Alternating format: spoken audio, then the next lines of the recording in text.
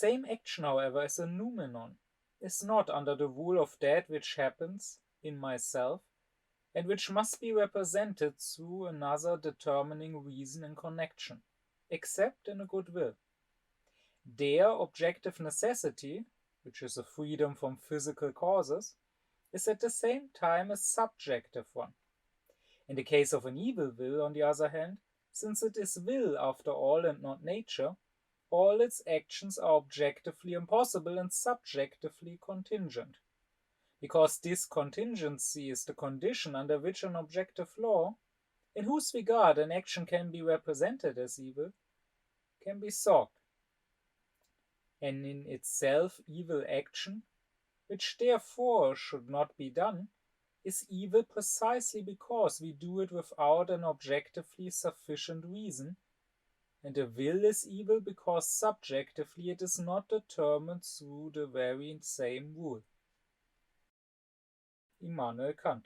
I've spent the last several weeks now to explain in several lectures what the morally good is to Kant. I explained what the moral law, what the categorical imperative dictates. It dictates for us to only act according to a maxim through which we could want for it to become a universal law. That is, we should base our actions on a principle that is fit to become a universal principle. In other words, we should act in a manner that would be possible for everyone to act in that manner and for that to work. Or also, you could say we should have reverence for humanity, that is not for the individual human as he happens to be, including with his feelings, with his sensitivities, but rather we should have reverence for humanity as such, that is for rationality, for autonomy, and we should never use humanity as just a means for our ends, for our purposes, but treat it as a purpose in itself.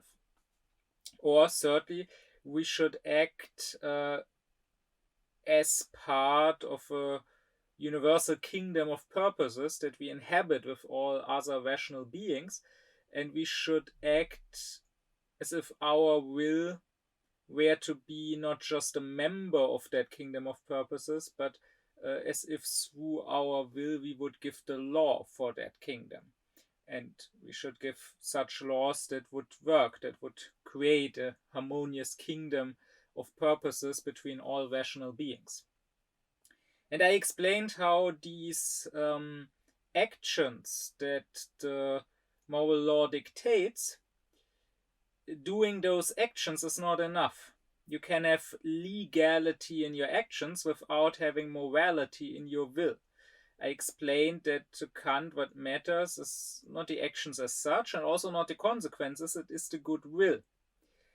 It is that the good actions are done for the right reasons, not out of compassion, out of a good heart, but out of character, out of a truly good will, which will create in us a feeling of reverence for the moral law and for the law-giving humanity. And with all of that, that's all fine, but there's one important piece missing still, and that is the question of evil. Moral philosophy has not just to deal with what is good, but also has to answer the question what is evil, or also how come there even is evil. What does it mean for people to be evil? Why are people evil? Why do they act against the moral law? What is the origin of that evil? And in the history of philosophy, there have generally been two different positions. The position that evil is something positive, and the position that evil is something negative.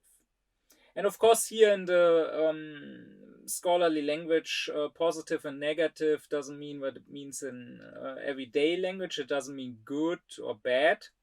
So a positive evil is not a good evil, of course. That would be a contradiction in itself.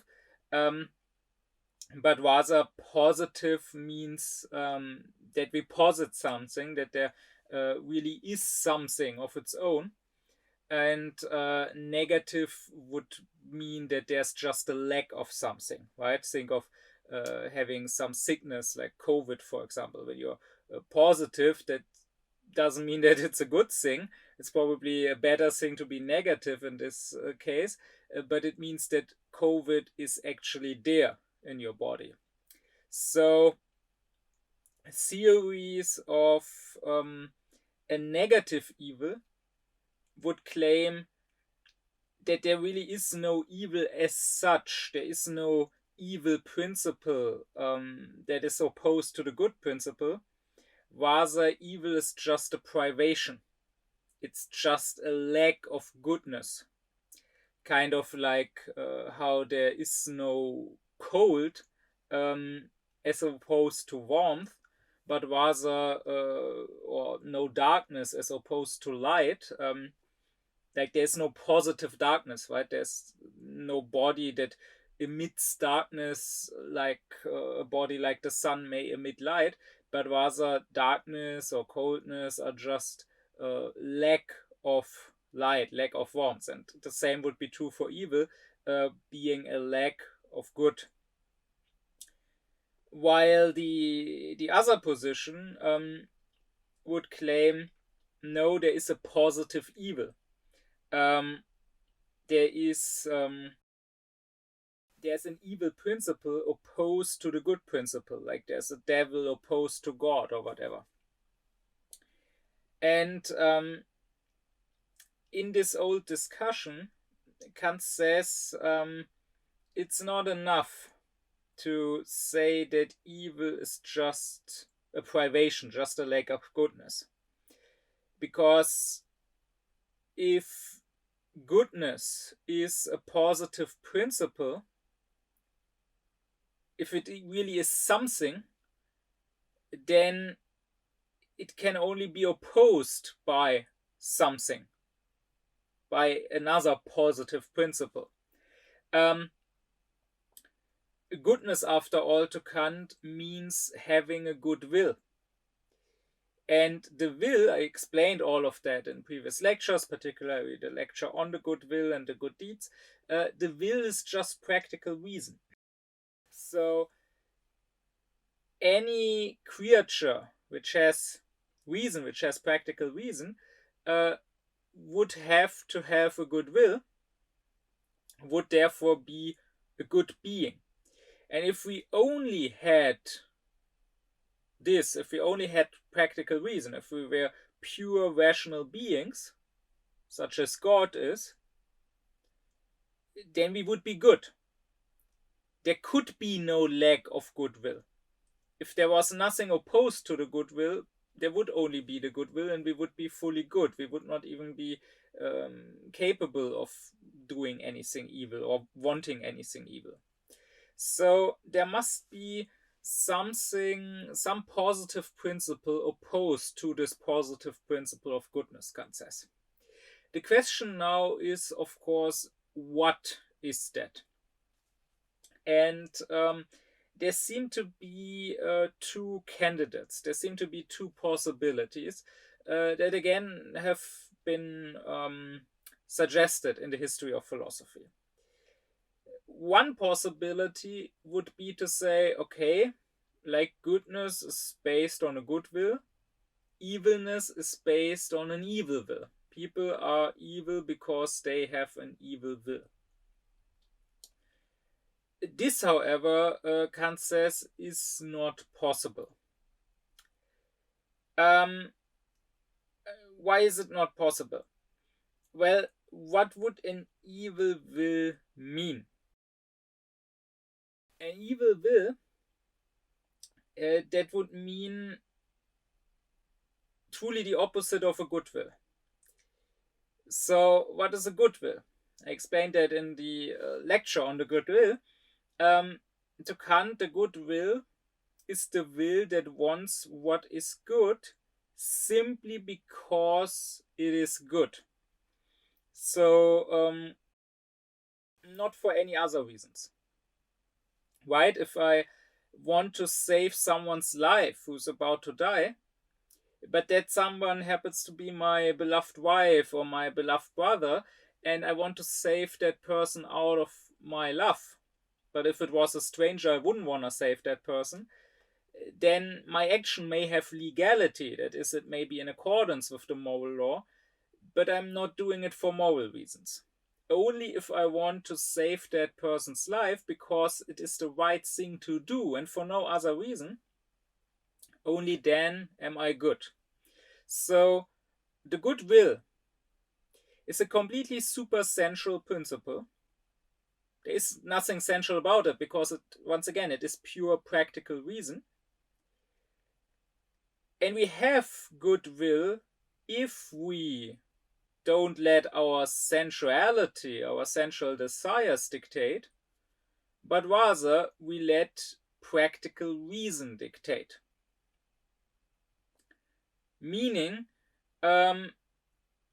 we are willing, if it comes down to that, if that is necessary in a certain situation, to act in spite of our sensual desires, to even act against them, to even sacrifice our sensual desires and our sensual well-being, to even sacrifice our life if it need be, simply because it is the right thing to do. So that would mean that an evil will is not just a will that wants to do something that is evil, but rather it would be a will that wants to do something that is evil for the sake of it being evil. In other words, it would also be a supersensual principle. It would also mean that you rise above your sensual desires. I mean, usually when people do evil, it's not necessarily that they actively want to do evil and to harm people. It's that they are selfish. They want their own gain and they don't care that it harms others. Like, he who wants to steal probably usually doesn't steal just to harm the person he steals from. I mean, if that was the case, he could steal and then throw the stolen money away, throw it into the river. No, he does it for his own gain. He probably wouldn't steal if he were just gifted that money, if he won the lottery.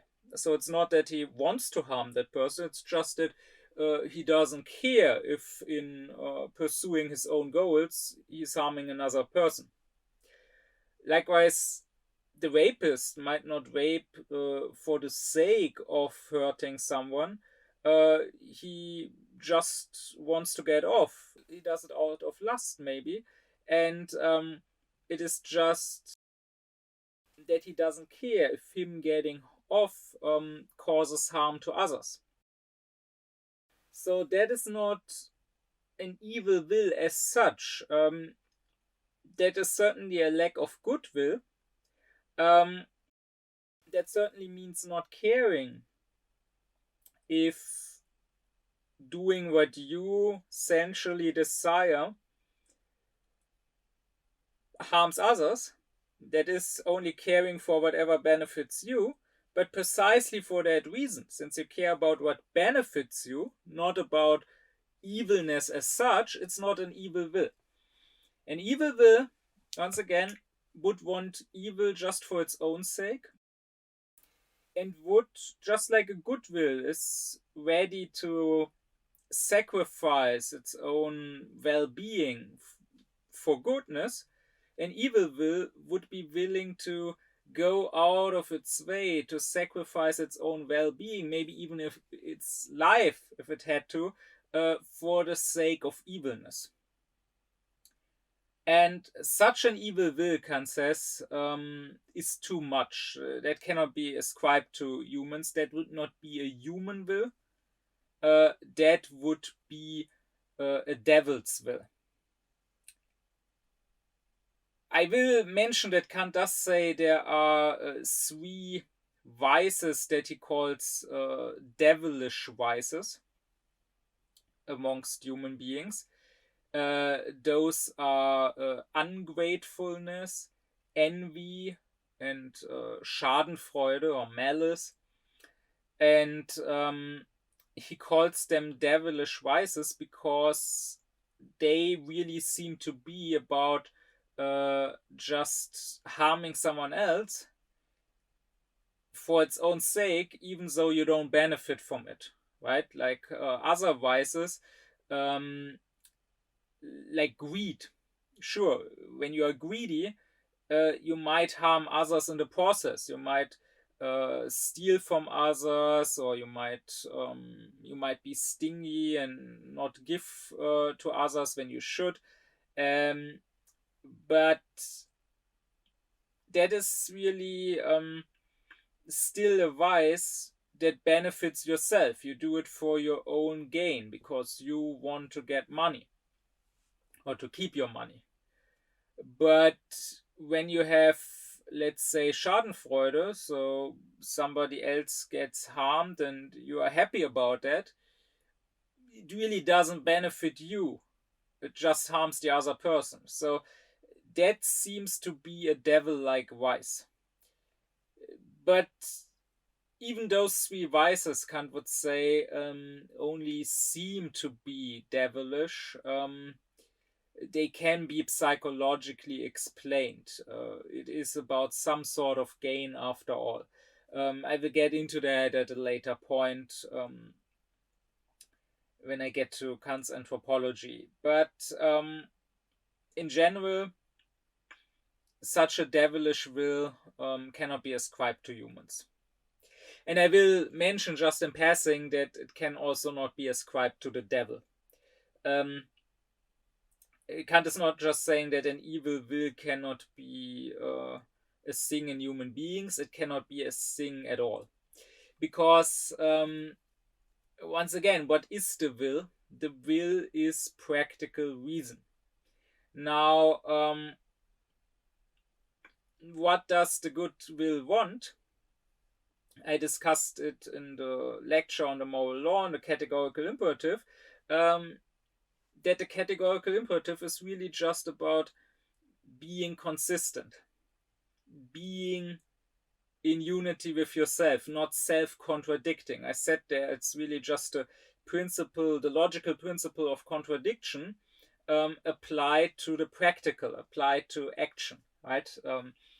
It is about not doing one thing and thereby claiming that it is allowed, and then in another situation not wanting the same thing to be allowed, like murdering somebody and then not wanting to get murdered yourself. So really, the goodwill is just practical reason in concord with itself. And Kant says that no power, no force in the world can ever be in contradiction with itself. It cannot go against itself. The only way there can be a contradiction is if two forces sort of collide. Right? The example is always if you throw something like a stone, then there is the force of your throwing, and there is the force of gravity pulling it down again, which is precisely while the stone will fly for a moment and then come down back to earth. But if there was just one power, if there was just gravity, it would stay on the earth. And if there was just you throwing it without the pull of gravity, it would just keep flying. So that means that if you had just a will, pure practical reason, it would necessarily be a good will. It cannot be an evil will. An evil will, Kant says, would really be the will that makes it its principle to act without principle, which is clearly a contradiction in itself. It would be the maxim to have no maxims. that's not possible. So that's precisely the reason why Kant says that a pure that a pure rational being like God uh, has to have a good will. He can only be good and nothing else. Um, and God is the only pure rational being. In Kant, that's not always so obvious. Fichte later made it more obvious. But even in Kant, there are certain passages where he basically says it, and even the others where he doesn't say it, where it seems that there could be many pure rational beings. If you think it through, there can't be. I mean, sensuality is being limited. So a pure rational being would be a limitless being. And there can, of course, only be one limitless being. Otherwise, if there were two, they would both have to be limited.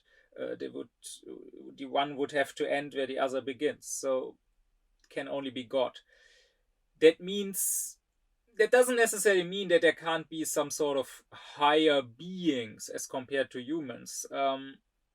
Beings that we would maybe consider spiritual beings, beings such as angels. Um, it just means that they are not pure rational beings. They too would have to have some sort of sensuality. Maybe they would have a more ethereal body made of light or whatever, of spiritual matter, but they would still have to have some sort of body. So therefore, you can, if you want, of course, believe in some sort of devil. You can believe that there's Lucifer, this somehow evil spiritual being causing mayhem. But you would have to assume that even he doesn't have a pure evil will. And I mean, I would say that in the tradition that has at least been unconsciously felt, because usually people have ascribed some sort of sensual drives to the devil to explain his evil actions. They have said that the devil has arrogance, hubris, lust for power, wanting to replace God, basically. Or they have said that the devil has envy, be it for God or be it for the human being, right? Like the Quran says that he didn't want to bow down to Adam, saying, "Oh, he's made of earth, of dirt. I'm made of fire, so I'm better than him." Um, those would still be sensual drives, maybe not such base drives such as lust or gluttony, but still it would mean that the devil is not doing evil just for the sake of doing evil, um, but in some way for his own gain, out of his envy or out of his lust for power or whatever. And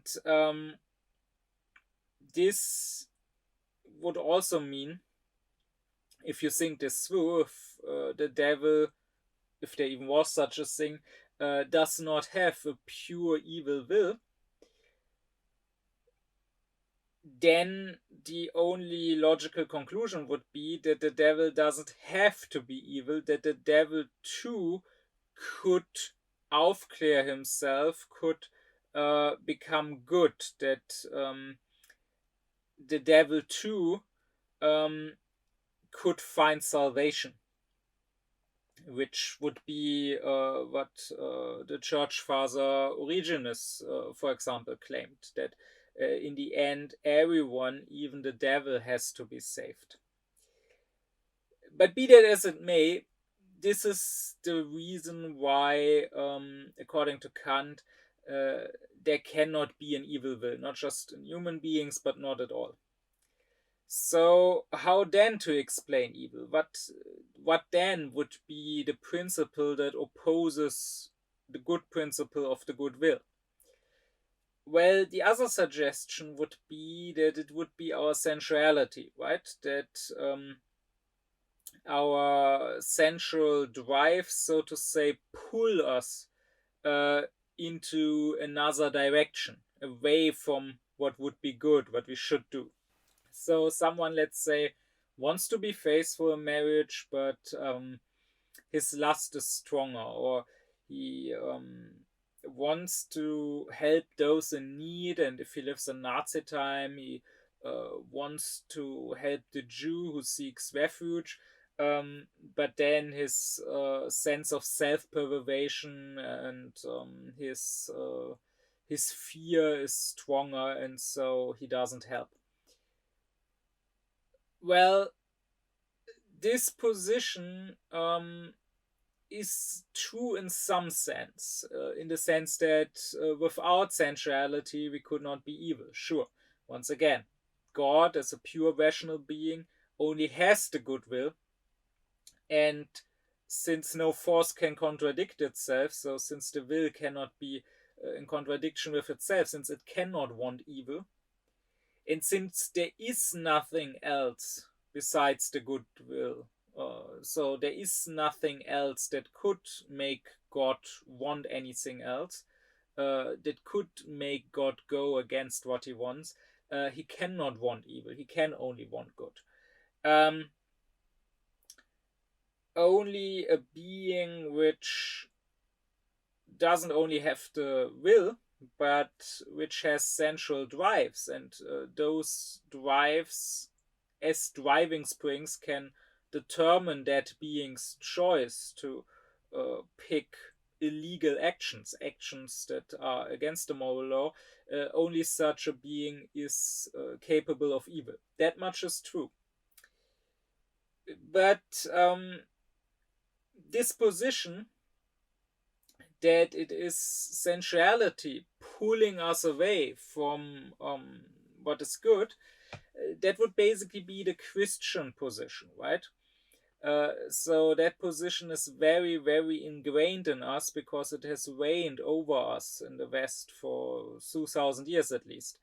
Um, it's this old Christian opinion that to be good, you have to abstain.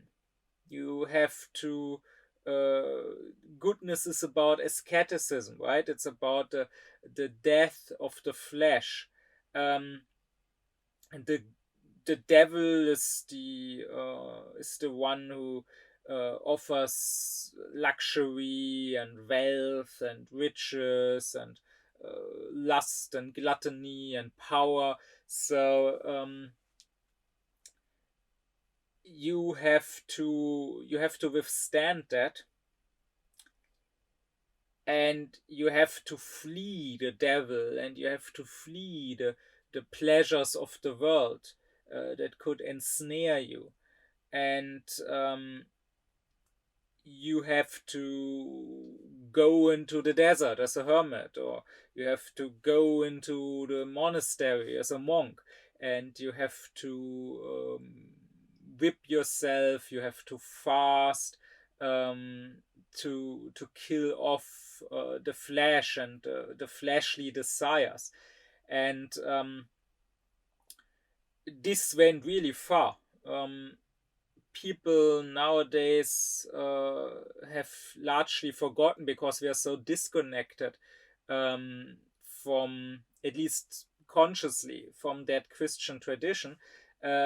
People don't really know how far this went, but you just have to read some medieval legends of saints to see that many of those saints, they were not considered saints because they did such good holy deeds, because they helped those in need or whatever, they gave to the poor. Sure, there's some of that too, but really lots of them are just considered saints because they abstained from all, and I mean all, pleasures.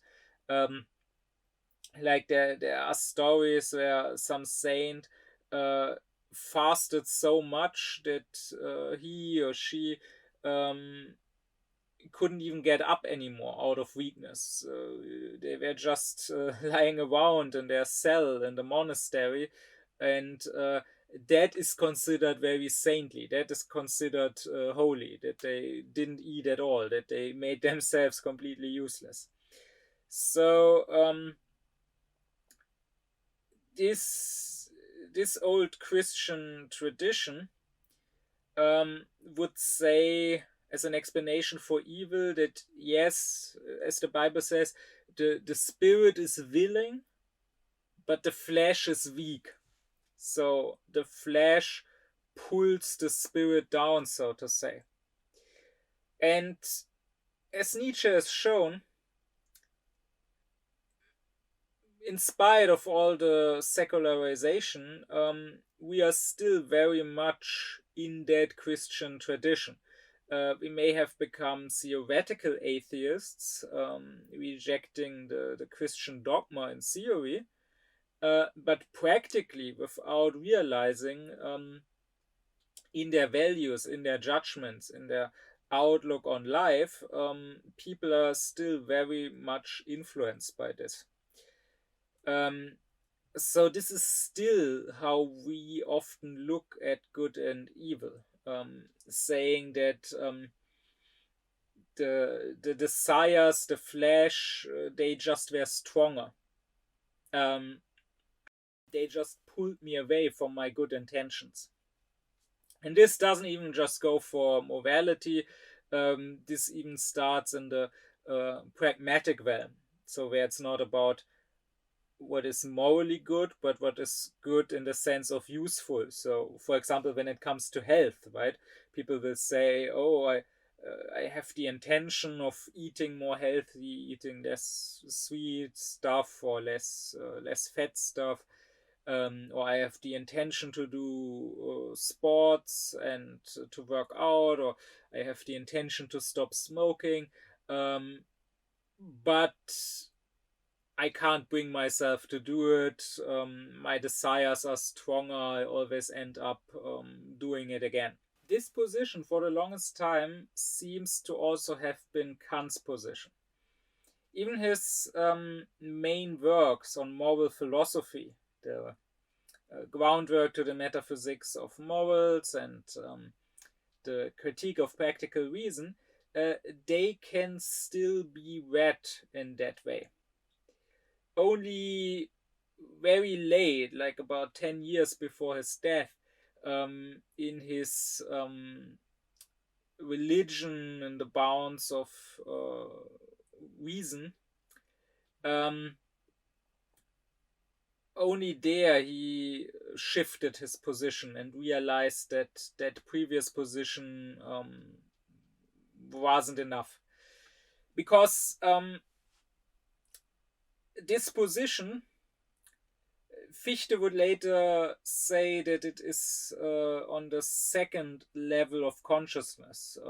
I can't get into that too much here without this turning into a Fichte lecture, but Fichte describes 5 levels of consciousness that people can have, like the consciousness of nature, then second, the consciousness of lower morality, or of right, of justice, then third, consciousness of higher morality, fourth, the consciousness of religion, and then lastly, the consciousness of philosophy or of science.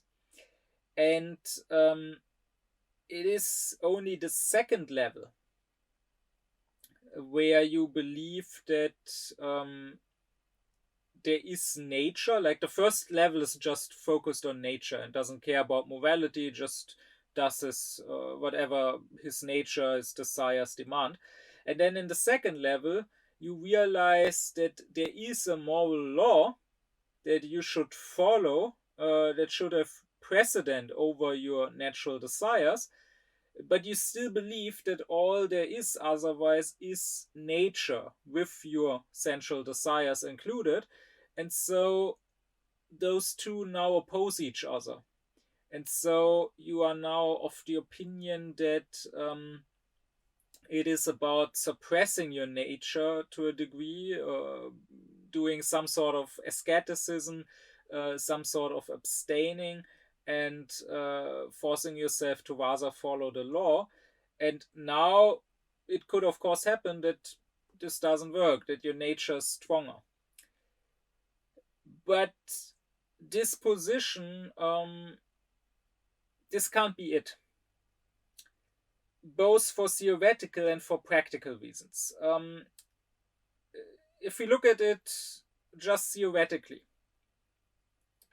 what is claimed here is that there's some sort of tug of war going on between the sensual desires on the one hand and reason, practical reason, the goodwill on the other hand.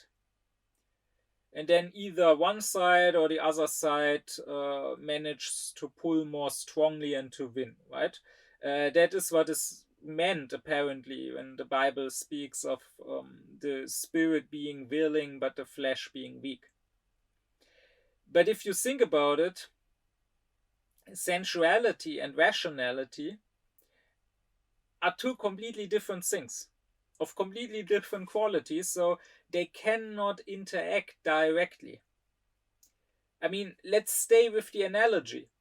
How could a body, a physical body, and a spirit play tug of war together? The body can pull as much as he wants. He won't be able to pull the spirit one bit. The largest, the strongest body in the world that could be able to move every other body, to either push or pull any other body, it would not be able to push or pull even the weakest of spirits. The body would just pass through the spirit without affecting him. So theoretically, it's not possible that our sensuality is stronger than our reason, because it simply is a different thing. It doesn't affect reason. It's of course possible that one sensual desire is stronger than another sensual desire, right? Like, let's say a house burns down and my child is inside that house, and I'm afraid and I have the desire to keep living. I have self-preservation, but my love and care for my child is stronger, so I run into the flames to save the child. Sure, that is possible, because sensual desires, they belong to the same species, so to say. So of course one can be stronger, one can be weaker than the other, but they cannot be stronger or weaker than reason, which is of a completely different species. But also, we can reject this position on practical grounds. Because if this was true, if people did evil not because they want to, but just because they have this strong sensuality that pulls them away from what would be good, then we could not judge them for that. They would not be guilty, they would not be responsible. Rather, we would even have to pity the evil person and say, oh, that poor guy, it's too bad he has this strong sensuality, these strong desires. Good thing my desires are less strong. Like, the person with an ill temper, if he gets angry and yells at you, insults you, maybe even attacks you, beats you up, he would be excused. He could just say, oh, I didn't want to do that. It just so happens that I have this very ill temper and I just lost control of myself, right? Or the lustful person, or let's say, once again, the pedophile who rapes a child, you could just say, oh, I didn't want to do that, I know it's wrong, but my lust just got the better of me. My desires, my sexual desires, they were too strong, I couldn't help it. Of course, the only right answer if someone says something like that would be, okay, maybe you are right, maybe you have very strong desires, but still, that's no excuse. You cannot say, I just couldn't help it, I just lost control of myself. You ought to control yourself. And as I explained in the lecture on Do We Have Free Will, this ought implies a can. If we can tell somebody, or if we can tell ourselves, you are under the moral law, you ought to act differently from what you may desire, then that implies that you can act differently, no matter how strong the desire is. As long as we can tell somebody you ought not to follow that desire, we are thereby confirming that he still has the freedom to act in a different manner. So, even on practical grounds, this doesn't work. If we really were to believe that the evil just comes out of too strong desires that people cannot control, it would mean believing that people are not free and therefore not responsibility anymore. Then they would stop being moral beings and they would just be like animals. Like an animal really does follow its desires, its instincts, and therefore is not responsible, right? Nobody blames a lion for attacking you, for biting you, or whatever. Aufklärung is about freedom. Aufklärung is about considering people to be perpetrators and not victims. And hence, out of the Aufklärung spirit of his philosophy, of his thinking, Kant, in the last years of his life, once again in his book, The Religion and the Bounds of Mere Reason, comes to a different position about evil. Kant would say our faculty of choice chooses what actions we do, and it doesn't choose randomly. It is determined in its choices by driving springs. I discussed this further in the lecture on the faculty of desiring and on choice and the will. And now those driving springs that determine our choice, they can either be sensual drives. And those are not bad, not evil per se. Kant's morality is not one of self-denial. It's not one that is life negating and pleasure negating. Kant would say it's okay to seek out pleasures as long as you do it in a moral manner. Like you can enjoy food, you just shouldn't steal it. You can enjoy sex, you just shouldn't rape. He would even say that those sensual drives, they have their place in nature, and they are even necessary and good things for sensual creatures such as we are.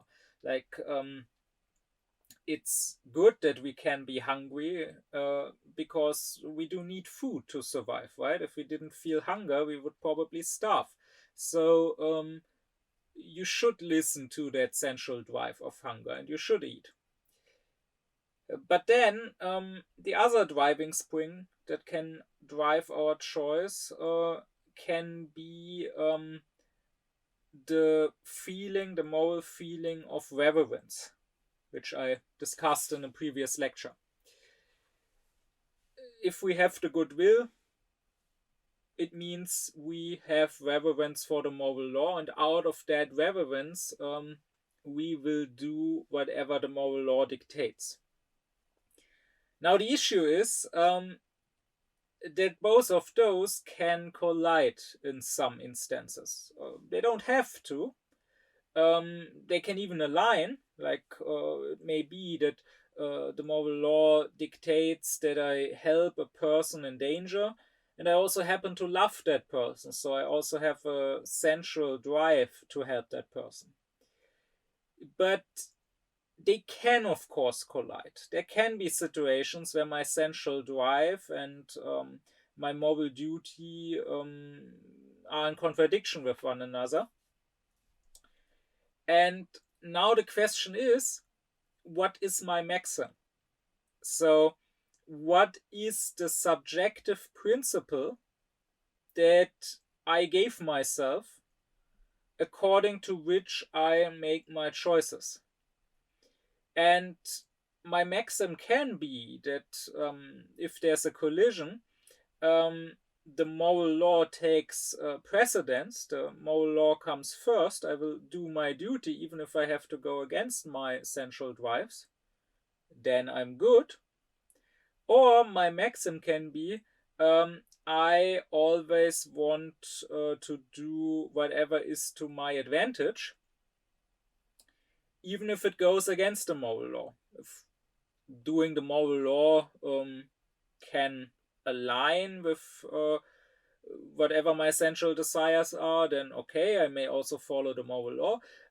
But when they collide, I will rather follow my sensual desires rather than the moral law. And if that is your maxim, then you are evil. So it's not the sensual drive as such that makes you be evil. Rather, before that, there needs to already be a decision to follow that drive rather than following the moral law. So it's that willingness, that readiness to rather go with whatever is to your personal advantage that is the root of evil. And here again, you can remember what I said in the lecture on the goodwill and the good deeds, that it really is not about the deeds, the actions as such, it is about our will. What specific actions we do is really not our decision so much as it is determined by the circumstances, like what kind of person am I, what genes do I have, what desires, what temper, how was I raised, what habits have I built, what is the specific situation into which life has thrown me.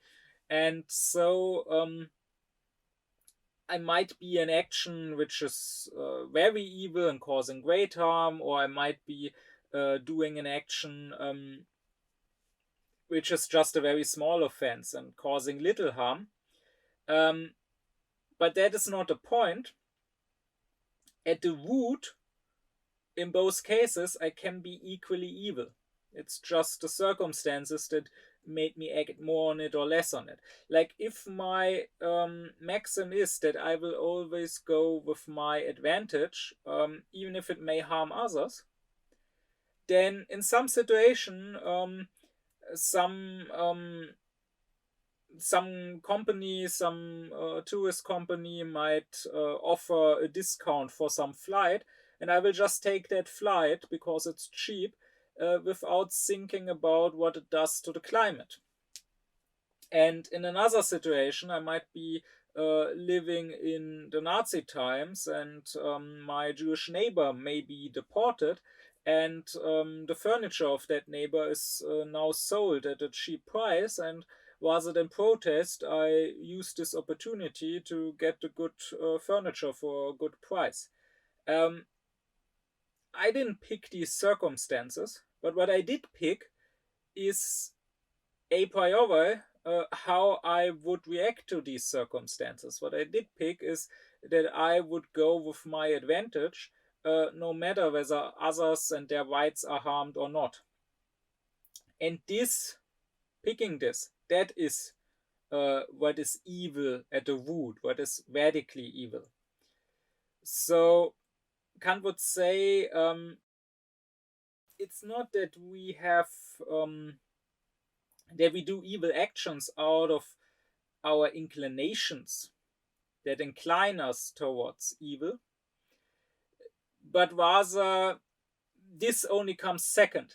What comes first, what is the actual radical evil, is that we decide to follow our inclinations rather than the moral law, and that decision itself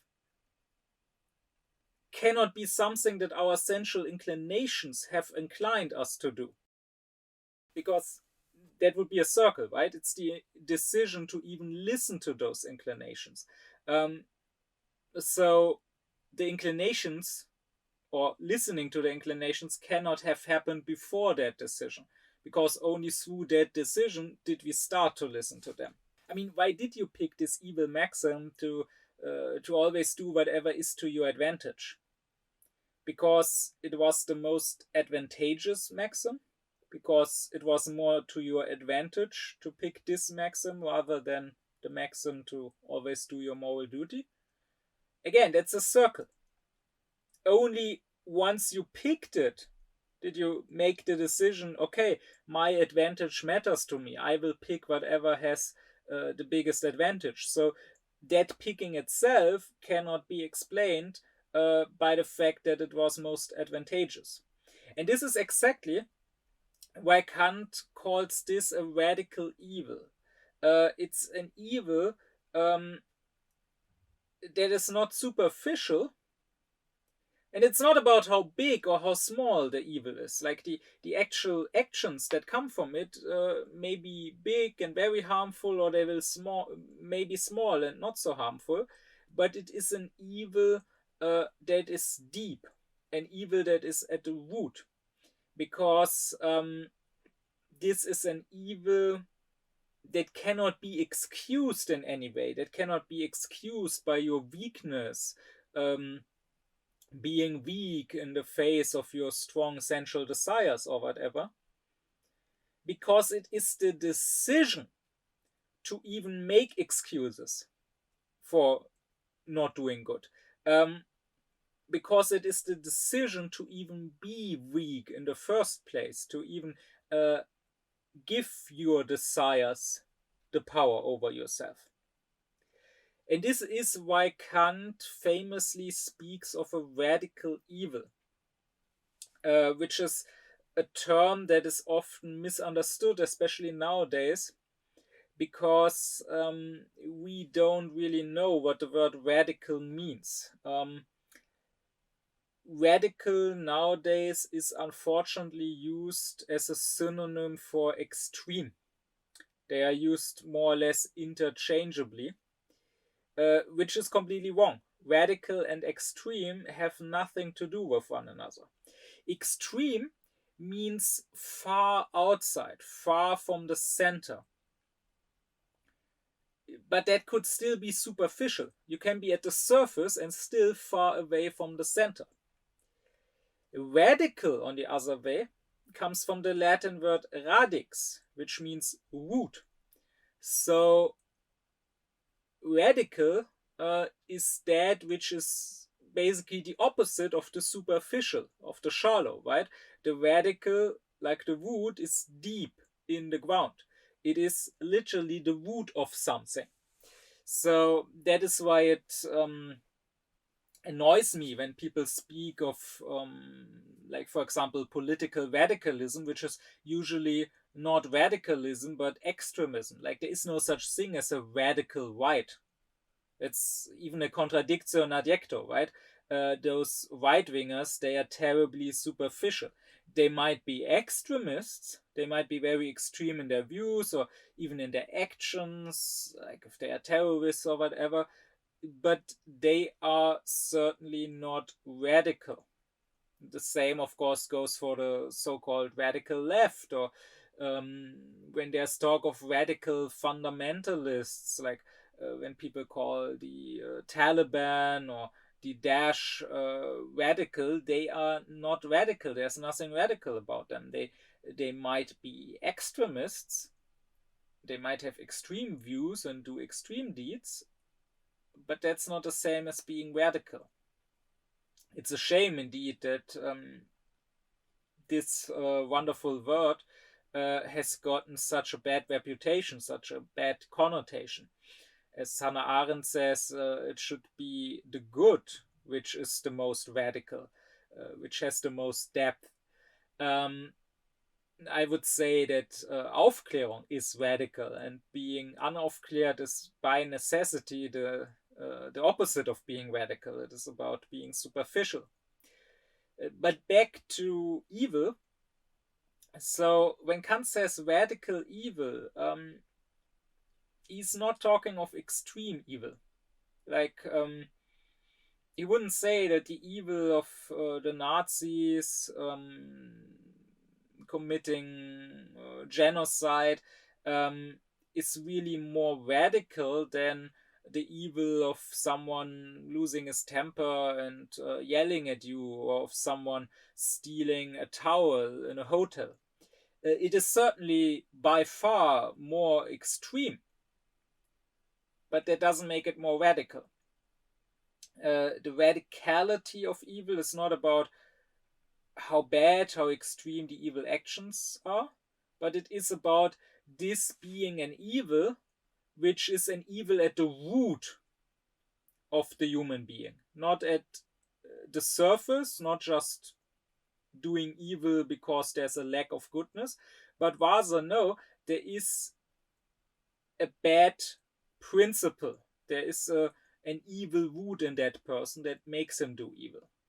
It doesn't matter if out of hatred you go amok and massacre a bunch of people, or out of an ill temper you just yell at someone. Those might be of different degrees of extremity, but they are equally radically evil, because in both cases you made the decision to listen to your sensual drives rather than the moral law, to give those drives power over yourself. And that decision itself cannot have been driven by your sensuality, because it was the decision to first give your sensuality power. And that is the radical evil, that we make this decision. I can once again employ Kant's analogy that I used in my previous lecture on the moral feeling of reverence, the analogy of the individual with the state, where Kant says that, like in the state, there is a legislative power. In the individual, there is reason through which we give ourselves the moral law. And Kant says, just like the legislative and the laws itself would not be enough in the state, like any citizen could just ignore the law and do whatever he wants, there needs to be an executive power enforcing and enacting the laws. So in the individual, there needs to be this moral feeling of reverence for the law that makes us act according to the law. And then I said judiciary is like the conscience, checking, judging if the law has been followed correctly. And the inclinations, the sensual drives, they would be like the ordinary citizens, which can follow their desires and try to reach happiness, try to reach satisfaction, but should only be allowed to do so within the framework of the law, without which there would be chaos, and that is the citizens or the individual inclinations, would fight each other. Well, I also said in that lecture on the feeling of reverence that in a proper republic, as a rational state, as Kant would want, you would have the rule of law. That is, the citizens would be subjected to a law that is rational, that reason itself gives, even if they might not like it, even if the majority might not like the law. Even that majority could not just change at least the basic constitutional laws. Even the majority would not be allowed to take someone's rights away, like to take the rights away of a minority.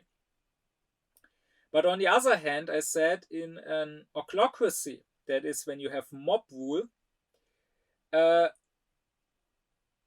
government, like a populist government, demagogic politicians, they act as if they were just at the service of the mob. So whatever the mob desires, it gets, even if it is against the rational law. So even if it is against the human rights of certain people in the state. Well, this analogy might help here too. Because what would be evil in that case?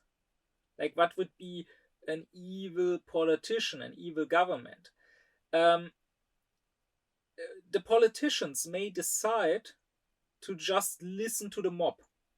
Now, how extreme the evil that they will do will now be may very much depend on the mob and what the mob wants. Like, this could lead to smaller evils, just some discriminatory laws, or it could be leading to bigger evils, to people actually getting killed, maybe even to atrocities being committed against some minority.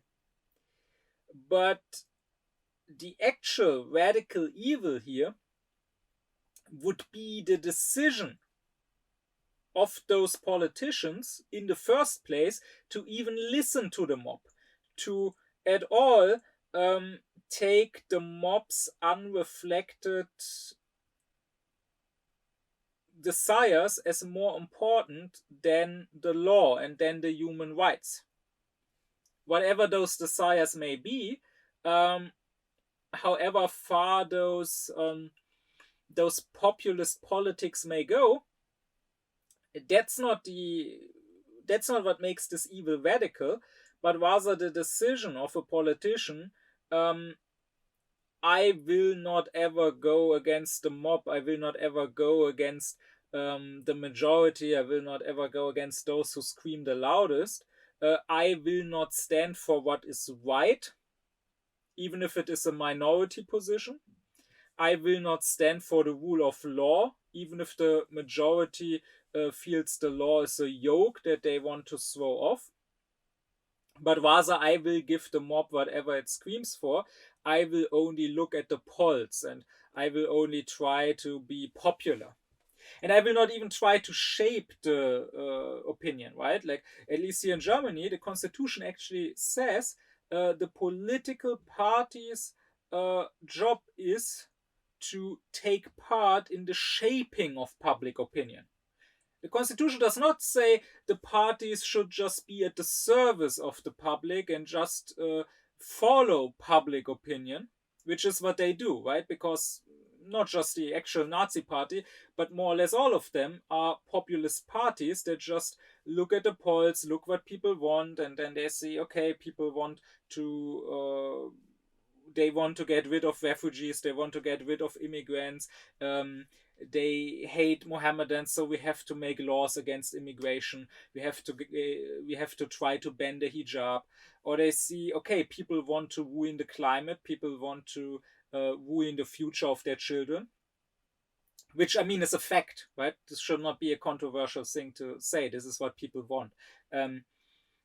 People may put it into other words. They may say, no, what I want is keep flying in vacation, or what I want is a strong economy, or whatever. But part of Aufklärung is learning to consider the conscious intentions of people as just the superstructure and the rationalization and the self-deception, and is to start treating people as if that what they actually do, not what they claim to want to do, but what they actually do was actually what they wanted to do. What people actually do is ruining the future of their children, So it stands to reason that that is what they actually do want to do. It stands to reason that they actually actively hate their children. This is something that Wilhelm Reich has shown, has described as the emotional plague, an unconscious drive in people to hate life, to attack life, to want to destroy life as such. But anyways, that aside, the point is that our politicians don't follow the Constitution, which says the parties should take part in shaping the public opinion. So the parties don't just have to accept, okay, this is people's opinion. They could try to change people's opinions. They could try to convince people. They could try to talk to people. They could try to reason with people. They could try to show people that, for example, the climate is an actual issue, or, for example, we have to help Ukraine because first it's just the just and right thing to do to help somebody who was attacked, but second, it's also the pragmatic thing to do because this fight of Ukraine is really a fight for all of the West and all of the West's freedom. But no, they don't do that. They don't try to take part in the shaping of people's public opinions. I mean, the only ones who do that really are the right wingers and mostly those who have been paid by Muscovy. But rather, they decided to just follow the public opinion and to just serve whatever is the mob's opinion. And that decision, that is the radical evil. Whatever comes from it, the actual evil policies and how extreme or not so extreme they may be, that is second. And this is also true if we go back from this analogy from the state to the individual. Whatever your inclinations, your desires may make you do in a certain circumstance, and however extreme or not so extreme that may be, that is secondary. But the actual radical evil is your decision to, in the first place, even follow those desires of yours rather than follow the moral law. So what Kant says is we cannot just say that we are tempted, sensually tempted, to go against the law, and evil is just falling to temptation. Kant says it doesn't even matter here whether you believe in some sort of inner temptation, that is through your own sensual desires, or if you believe in some sort of outer temptation, like in the devil who whispers into your ear, right? Like having this little devil on your shoulder who tells you to not listen to the little angel, to not do what is good, but to do what's evil. That is secondary. You can believe either, that you have the inner temptation of your desires or the outer temptation of the devil. But you cannot ever say that you, in the end, did evil because the temptation was just too strong, but rather, before that, you must have made the decision, even if it wasn't a conscious decision, that's not what Kant claims, but you must have made the decision to listen to the temptation, to your desires or to the devil, to even be tempted. And that is the radical evil. That unconscious decision of ours to even give power to the one who tempts us, which accidentally, Kant himself couldn't have been aware of that, but accidentally, this is what the Quran says, right? The Quran is very clear that the devil has no real power over us, and that therefore we cannot excuse ourselves saying, oh, the devil made me do it, it's Satan, it's his fault, not mine. But rather it says, and Satan will say when the matter has been concluded, indeed, Allah had promised you the promise of truth, And I promised you, but I betrayed you. But I had no authority over you except that I invited you, and you responded to me. So do not blame me, but blame yourselves. I cannot be called to your aid, nor can you be called to my aid. Indeed, I deny your association of me with Allah before. Indeed, of the wrongdoers is a painful punishment. So the radical evil, that is the deep-rooted evil, is this propensity every human being has to pick the sensual desires over the moral law. That doesn't mean that we necessarily are actually evil, but it means, once again, a propensity, a tendency to evil. It means that we are all capable of evil. Even the best person may not be doing evil, but is at least capable of it.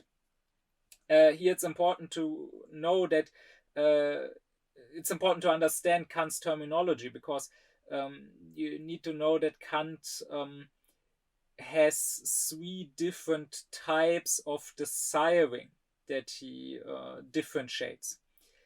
As always, when it comes to that, Kant believes in the architectonic method, which I explained in its own lecture. So Kant believes we shouldn't just look around empirically at whatever we happen to find, saying, okay, I find this type of desiring and I find that type of desiring, because you would never know if you found everything there is to find or if you overlooked something. But rather in science, we should be architectonic. So we should first, a priori, before experience, have a basic principle by which we go, and which tells us which types or how many types there must be, which tells us what to look out for. And this architectonic principle of his is always the table of categories, which I also already explained in its own lecture. So to him, there's a number of categories, that is, of basic concepts, of pure rational concepts, of intellectual notions that we have that determine and rule all our thinking. And therefore, everything we can think must conform to these basic categories.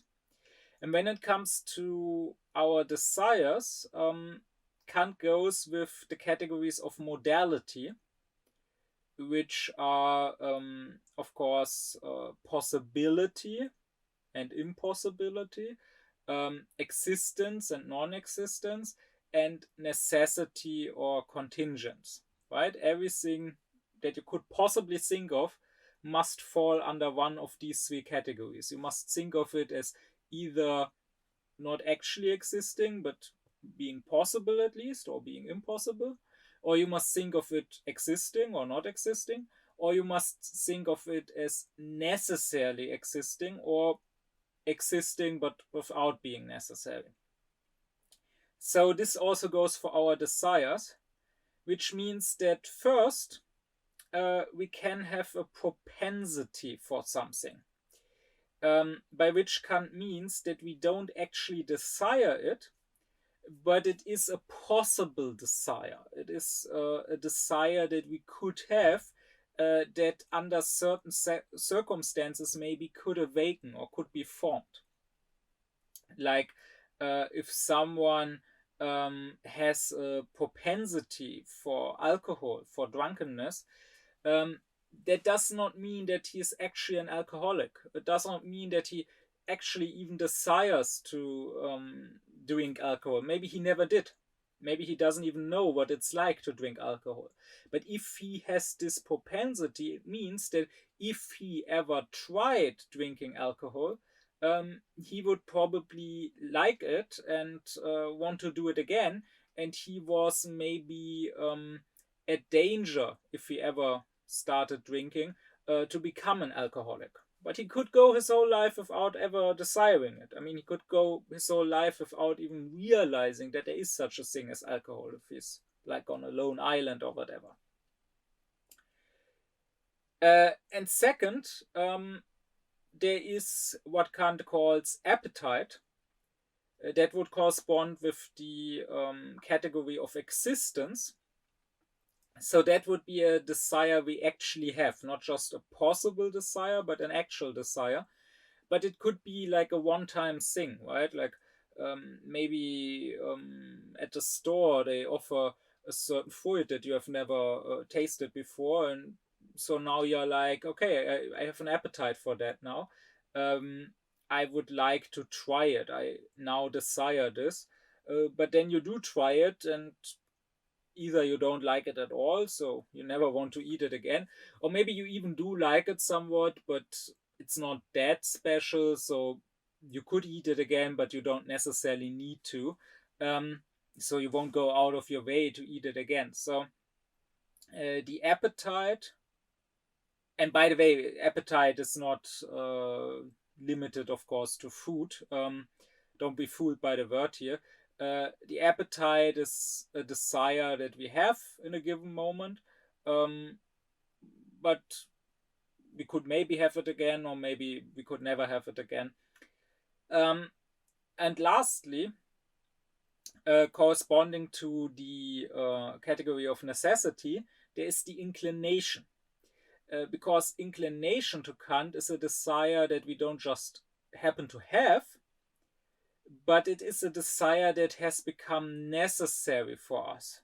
So an appetite can turn into an inclination, and then it's a desire we, so to say, can't get rid of. We can't stop desiring that thing. Of course, that doesn't mean that we necessarily have to follow our desire, because we still remain free, autonomous beings. I can always reject that desire, but I will always have it, maybe.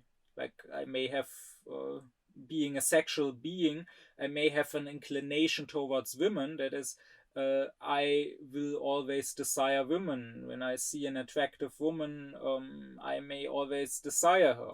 Doesn't mean I have to act on that desire.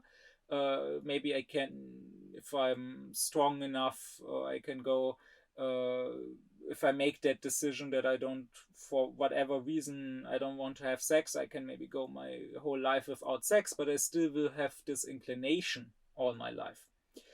And the thing with inclinations is, Kant says that they are usually not natural.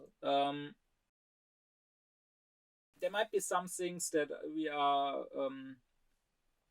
that our nature pushes us towards, but Kant would say that inclinations, they can come out of instinct. In most cases, they come out of habit. So by nature, we would have propensities, we would also have appetites, but it is usually habit. It is usually being used to an appetite and to satisfying that appetite many times, which turns it into an inclination. And people usually don't question that, right? Because questioning yourself, self-criticism, that is what drives Aufklärung.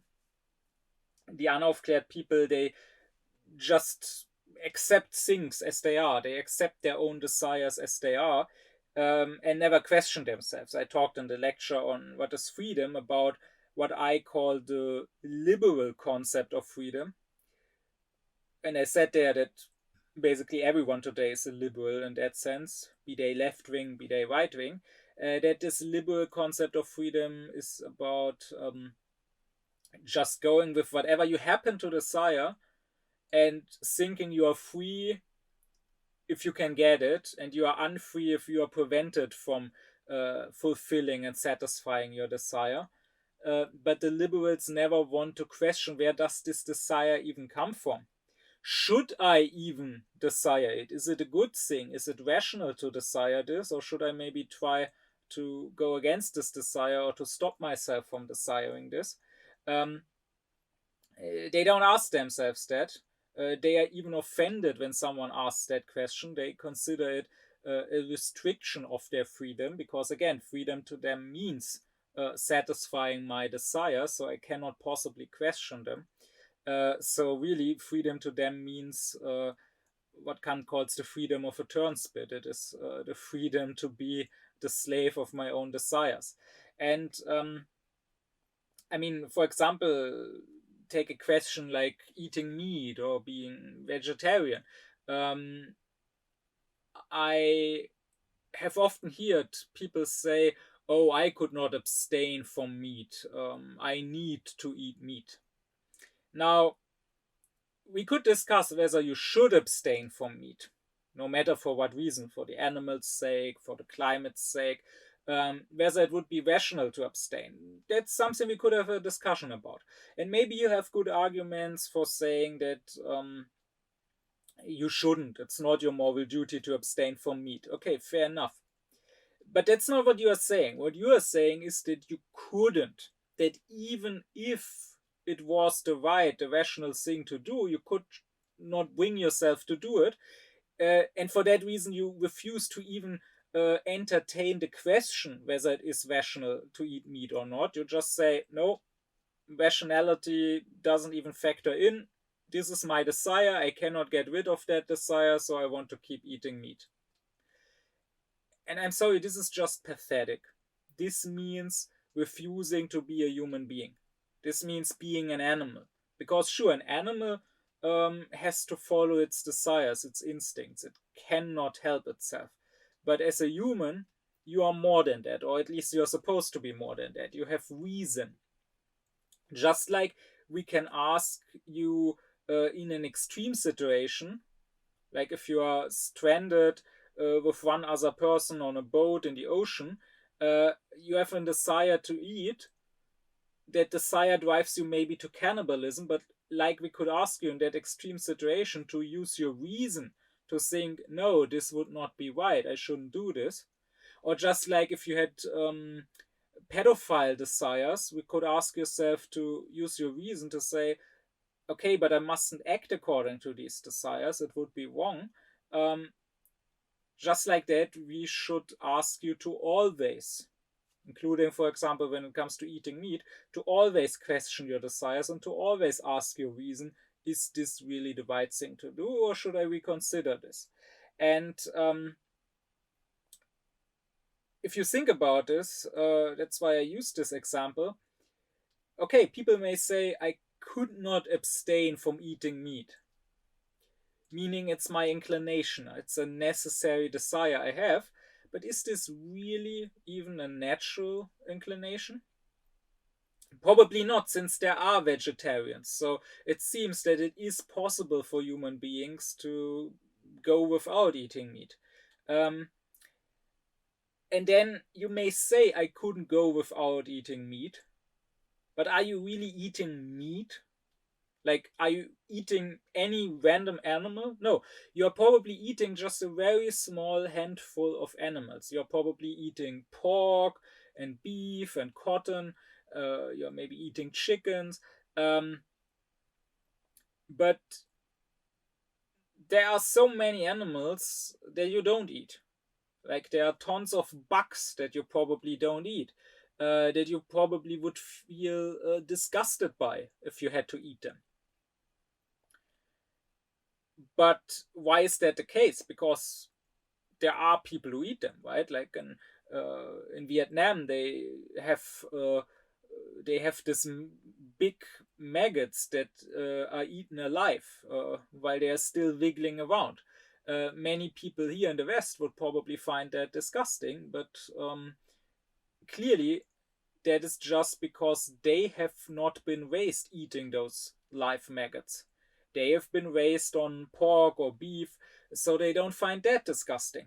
Well, other people find that disgusting. For example, I know many Mohammedans who say, to me, pork is disgusting. So it's not just because it's a commandment that I mustn't eat it that I abstain from pork. Rather, even if Allah Himself spoke to me out of the clouds and said, okay, from now on, I'm lifting that commandment, from now on you're allowed to eat pork, I would still not eat pork because I just find it disgusting. But why do they find it disgusting? Clearly, just because they have been raised without eating it, rather they have been raised while being told you mustn't eat this, it is bad to eat this is unclean meat. While maybe a non-Mohammedan German or whatever, let's say American or French or whatever, kid that has been raised on pork will not find it disgusting. So really, when you say I could not abstain from eating meat, you are abstaining from thousands of meats, thousands of types of animals that you don't eat. And these few types that you do eat, you are probably just used to that because you were raised with that. So it is an inclination that is not necessarily natural, but rather that has been formed through habit. And this is something we should not let happen, Kant says. This is really pathetic. This takes away from our own dignity as human beings because it takes away our freedom. Because, as I discussed in the lecture on freedom, to Kant, freedom is not this liberal freedom, this following my desires, but rather to him, freedom is being rational, being able to think about what we should desire, what would be the best thing to do, and then to act not according to sensual drives, but according to our own insight into good and evil, act according to our own concepts. So Kant would say that we should take care not to form habits and not to turn our appetites unnecessarily into inclinations. That is, not make desires that we do have and that are maybe okay to have, uh, but to not let them turn into desires that we must have, that are necessary for us and that we cannot get rid of anymore and that therefore enslave us. But back to the radical evil. So, what Kant is saying here is not that people may have an appetite for evil, and certainly not that people have an inclination for evil. That is, that people always necessarily desire what is evil. But what he is saying is that every human being, even the best, most moral person there is, has at least a propensity for evil. That is, there's at least a possibility of evil. And that is the radical evil. That means that there is something deep rooted in our nature which is evil. This fact that we are capable of evil at all, even when we are good people, we still remain capable of it. That is our radical evil. So, as a sort of conclusion of what was said so far, Kant says when we want to explain evil, out of these two possibilities I presented, the human being is really a human being. He is neither a devil nor is he an animal. That means that a malicious and evil reason, an evil will, is too much as an explanation for evil and is something that is not possible. But mere sensuality, sensual desires that are stronger, allegedly, than our reason, is too little to explain evil. Because how can they even be stronger?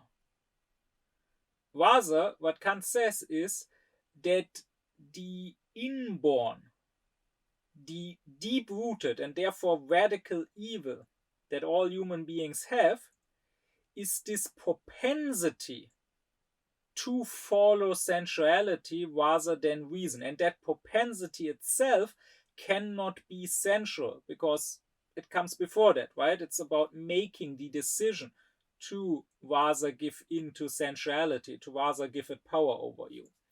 And if you really reflect on yourself, on times when maybe you have done something bad, or even you don't even have to think of the morally bad, but just when you have gone against your own intentions, um, then you will probably notice that if you're honest with yourself, it wasn't that your desires were stronger. You will probably have to admit to yourself that if you really wanted to, you could have resisted your desires. Like that time when you cheated on your wife, no matter how hot that other woman was. If you're really honest with yourself, you could have abstained. Or that time when once again you told yourself you would stop smoking and then you smoked again. If you're honest, you could have really stopped smoking. But if you're really honest with yourself, you will realize that you just didn't want to. You made the, albeit unconscious, decision to give in to your desires, to be weak, to not fight against them harder. You probably made up excuses saying to yourself, oh, I'm just cheating this one time, and my wife will never find out, so it won't hurt her, or it's really her fault because she doesn't want to have sex with me anymore. I need to satisfy myself somehow. Or you told yourself, oh yeah, I will stop smoking next week, just one more time, makes no difference. Or okay, today was so stressful, I need a cigarette now, it's just an exception, and then tomorrow I will really stop. Or where someone offered me to smoke with him now, that's different. On my own, I would not have done it, but I'm just doing it to be polite now. And if you are really honest with yourself, then you can maybe notice that even the very moment you form good intentions, you often already made this decision to not really take them seriously, to not really have a firm character, but rather to eventually give in, and to you basically, in the moment you made these intentions up, you already prepared the excuses that you would lead later.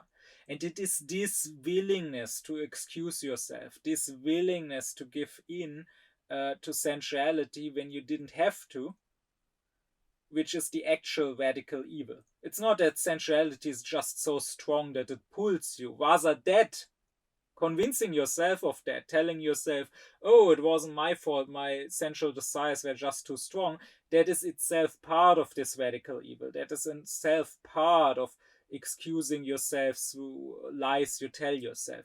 No, you could have acted differently.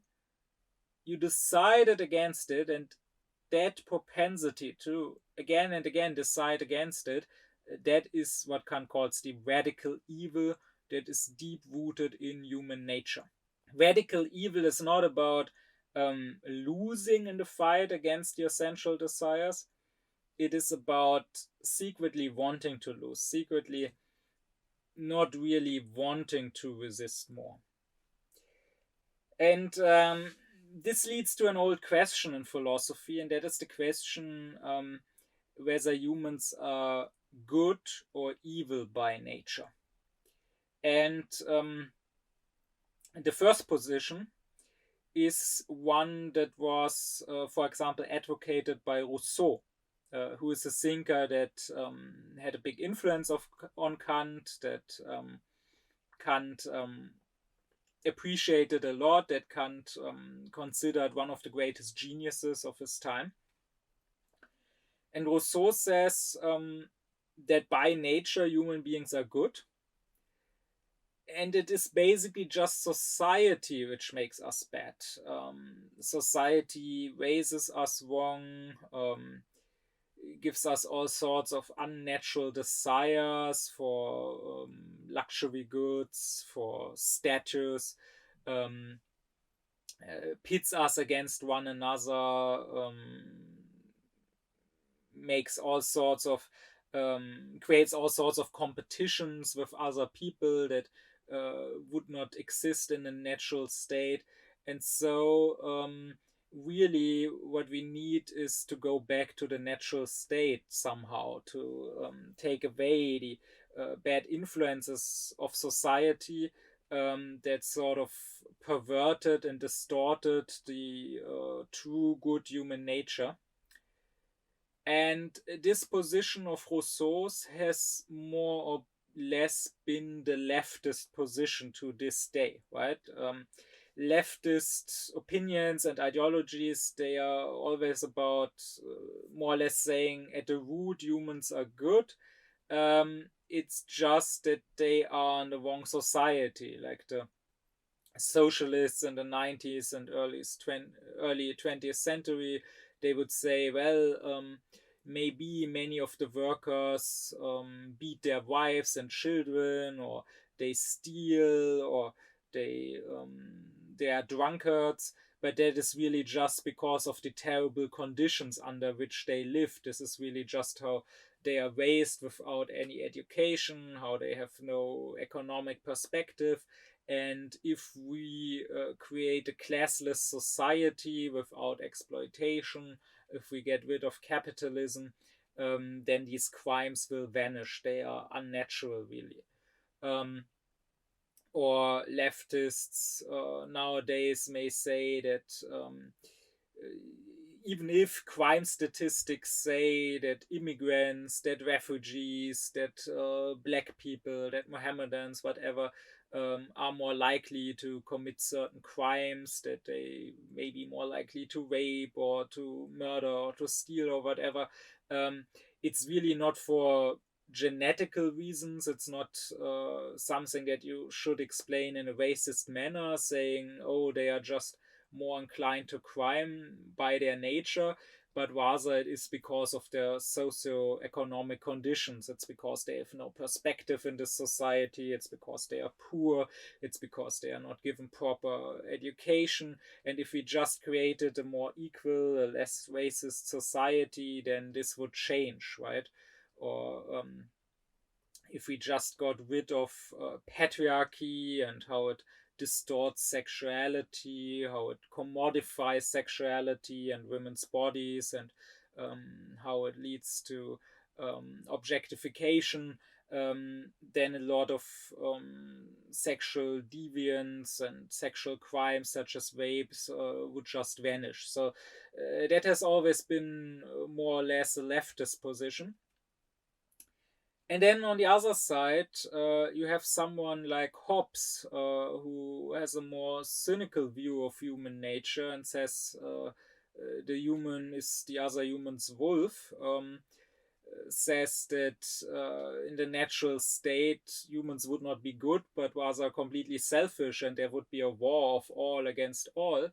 And we basically need society that is to some degree authoritarian or restrictive. We would need restrictive laws and maybe also restrictive social norms to rein in this selfish and evil, violent human nature. And that has always been more or less the position of the right, to say the fact that humans are bad, the fact that crimes happen, that is not due to bad social conditions that we could change, but rather that is nature. And so all we can do, all society, all the government can do is sort of deal with that nature, sort of put these wild animals that humans are into change. We need restrictive, for example, sexual norms, right? We need, for example, we can't have sex at least not too early, because if we do that, if we tell children just the truth, then they will all become gay or whatever. And we need restrictive laws, we need law and order to prevent crime. There is no other way. And that those are the two usual positions, of course simplified.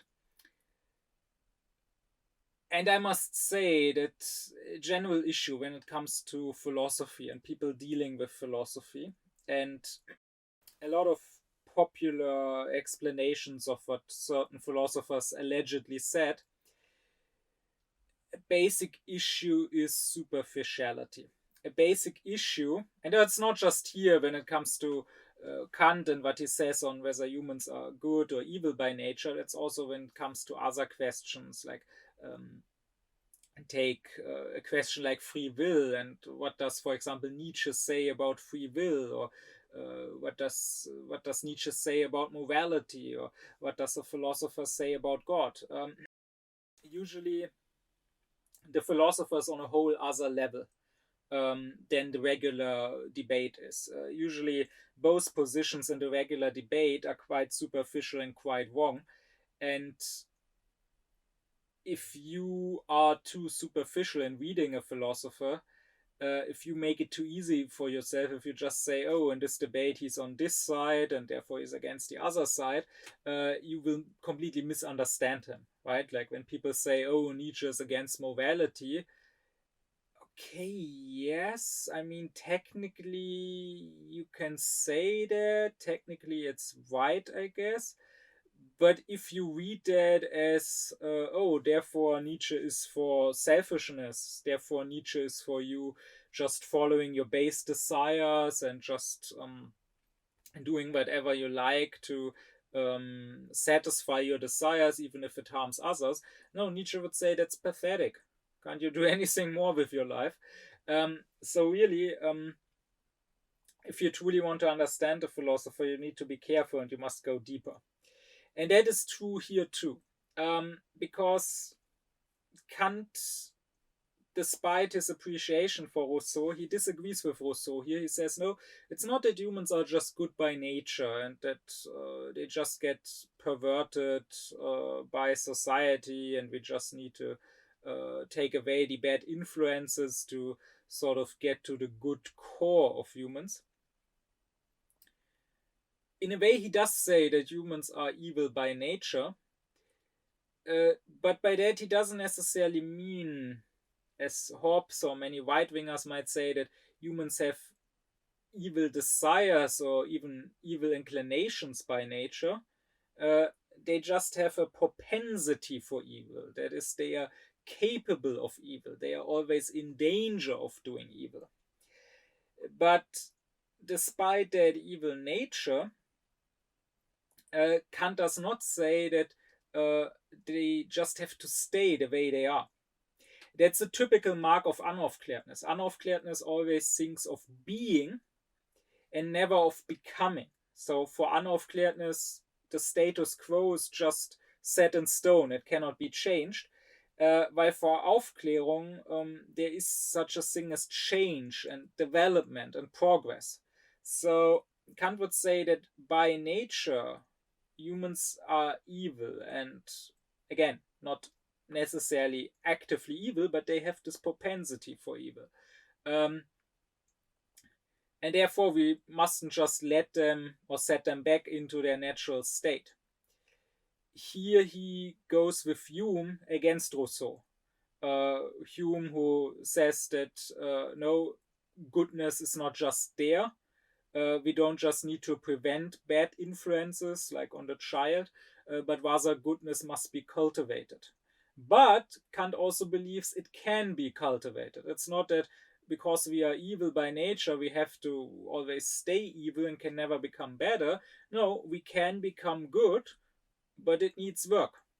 So in that sense, Kant says, by nature, there is a deep-rooted radical evil in humans. There is this propensity for evil, but even though they are not actually positively good by nature, humans at least have a disposition for goodness by nature. That is, there is the possibility that they become good. But he can only become good, not wholly like God, which means that he will never get rid of his propensity for evil, meaning at every point, even the best human being still has to always decide whether to follow this natural propensity for evil or follow his natural disposition for good.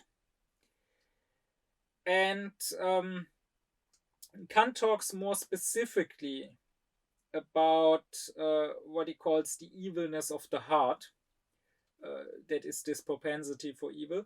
Um, I will point out that heart here means something else than when Kant talks of the evil heart as part of sensuality. I gave a lecture on why compassion and a good heart don't make a good person. And there, the heart by Kant refers to us either having sympathy for others and therefore having compassion, feeling their suffering, feeling their joy, or having no sympathy, being cruel, being cold hearted and cruel against others. This is not what is meant here. Rather, when Kant speaks of the heart in relation to evil as such and in relation to the radical evil, heart is more like the ability or the disposition to take up a moral maxim. Just like a head, so having a good head, Kant would say, would be the disposition for your intellect, for having a good intellect, for having right concepts. So the heart would be the disposition for taking up good moral maxims. And in that way, there are three ways in which you can have an evil heart, Kant would say. And these three types of the radical evil correspond with the three human natures. Because to Kant, the human being, I will go into more detail about that when I address Kant's anthropology eventually, but for now, to be brief, the human being is a sensual being, an animal basically. B, it is an intellectual sensual being, a thinking animal. And C, it is a spiritual being, a rational being. And therefore, there can be three types of this radical evil. The first type of these three evils, so the one corresponding with our merely sensual, our animal nature, Kant calls the fragility or the frailty of the heart. And it basically means being weak, giving in to your sensual desires and following them rather than following the moral law. And he who is evil in this first sense may even be conscious of it and may even have the intention of following the moral law, may even feel bad about doing evil, but he will just say that he's too weak. So, for example, the ill-tempered person who gets angry and yells at someone or even attacks someone, beats someone, may later be shocked at himself for having lost his temper like that. Or the lustful person who keeps cheating on his wife may feel bad about it and say, oh, I shouldn't do this, I should stop this. But they will just say, I'm too weak, my drives are stronger. So this first type of evil most strongly corresponds to this common opinion that the evil is just the weakness of the flesh, that the evil is just caused by our sensuality being stronger and getting the better of us. But it is important to note that, once again, this is not Kant's opinion, but rather he says the radical evil here is the willingness to be weak, the willingness to give in to your sensual drives. It's not that they do necessarily control you, but that you let them control you.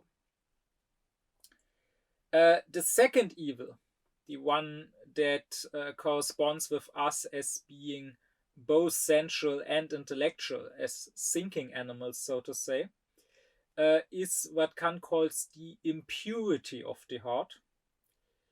And this evil is our tendency to uh, maybe even do the right thing. So not like the evil of the first type where we do the wrong thing because we follow our sensual drives. Here we maybe do the right thing, but we do it for the wrong reasons. We do it out of some sensual drives. So maybe I'm outwardly a very good person. I always help others. I'm always nice to others. Uh, but I do it out of my sensuality. Maybe I'm just such a compassionate person. I can't see others suffering, so I help, I donate money when I see suffering. And maybe I'm just by nature such a friendly person. I have such a good temper. I never get angry, so I'm always nice to everyone. But I don't do it really out of moral conviction. I don't do it out of reverence for the moral law as such. I do it because my sensuality inclines me to do it, but I'm satisfied with that. So Kant would say in this case, and I discussed that already in the lecture on the good will and the good deeds, my actions have legality, they are in accordance with the moral law, but they lack true morality of the will. Or he would also say that objectively I am moral, I'm doing what morality dictates, but subjectively, so when we really look at me as a subject, how I am, what my inner will is, subjectively I'm not good. This would mean maybe having good morals, but without being morally good, Kant says. And this is very common. This is maybe um, the vast majority of seemingly good people. And it is dangerous. This is why self reflection, self criticism is so important for Aufklärung.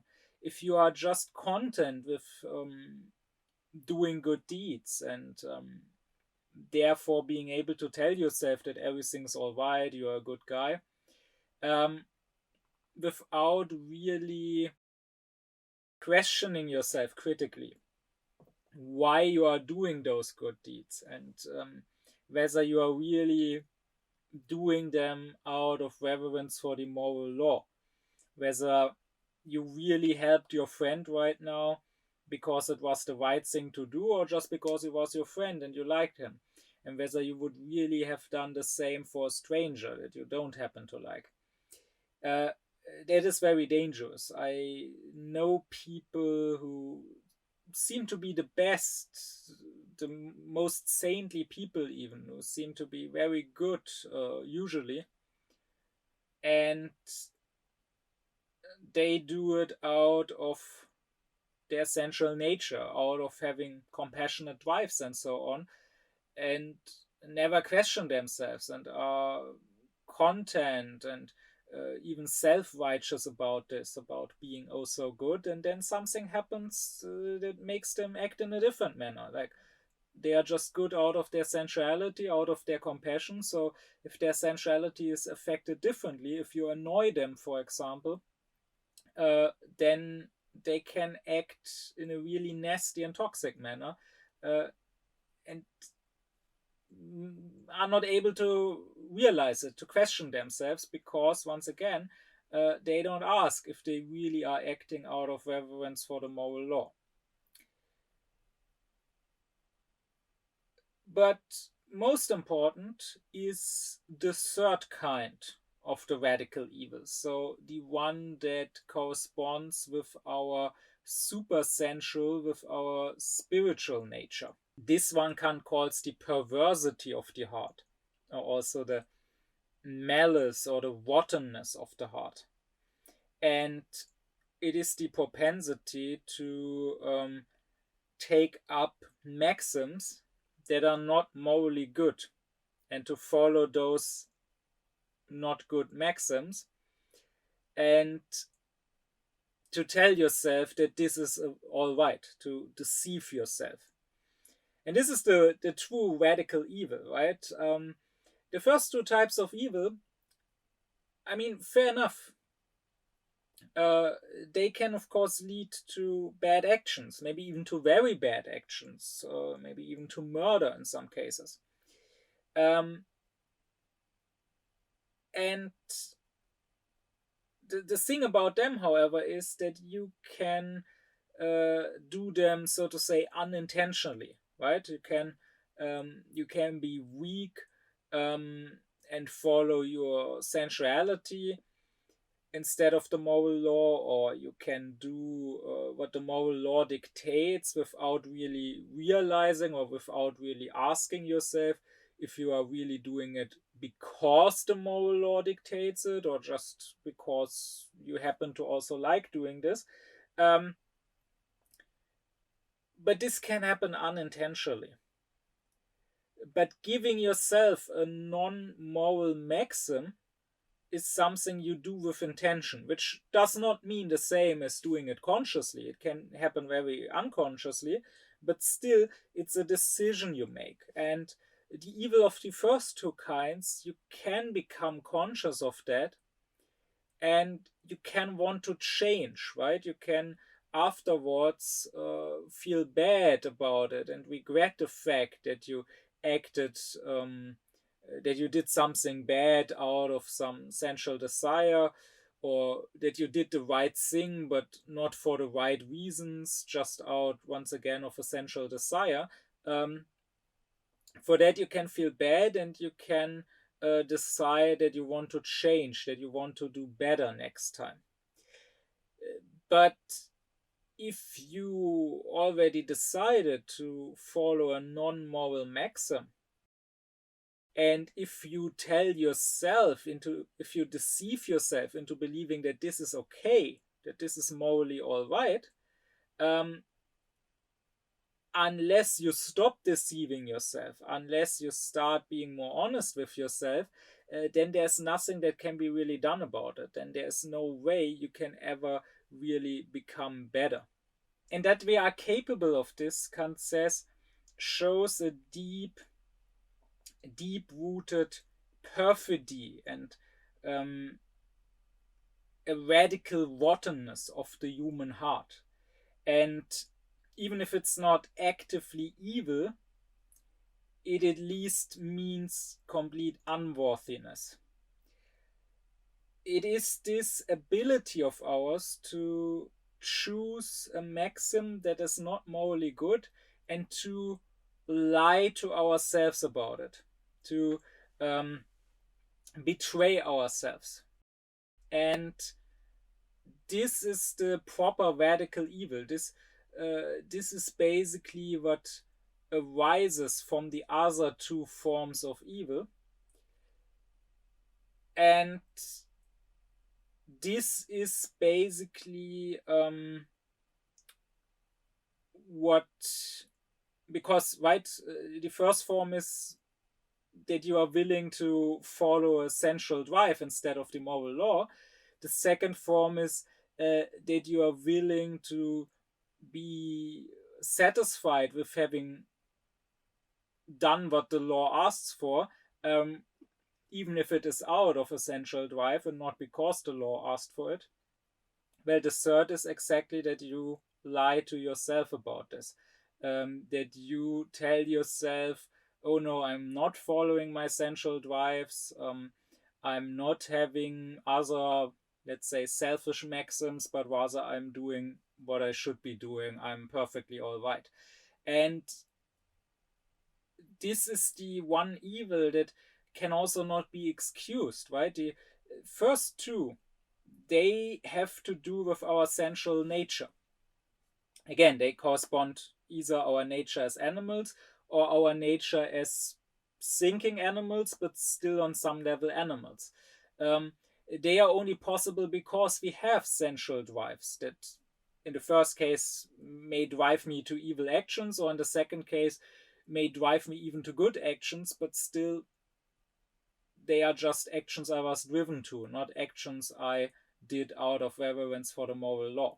But this third type of evil, this corresponds with my super sensual spiritual nature. There is no drive here, Nothing drives me to take up non-moral maxim. Nothing drives me to lie to myself, and still I do it.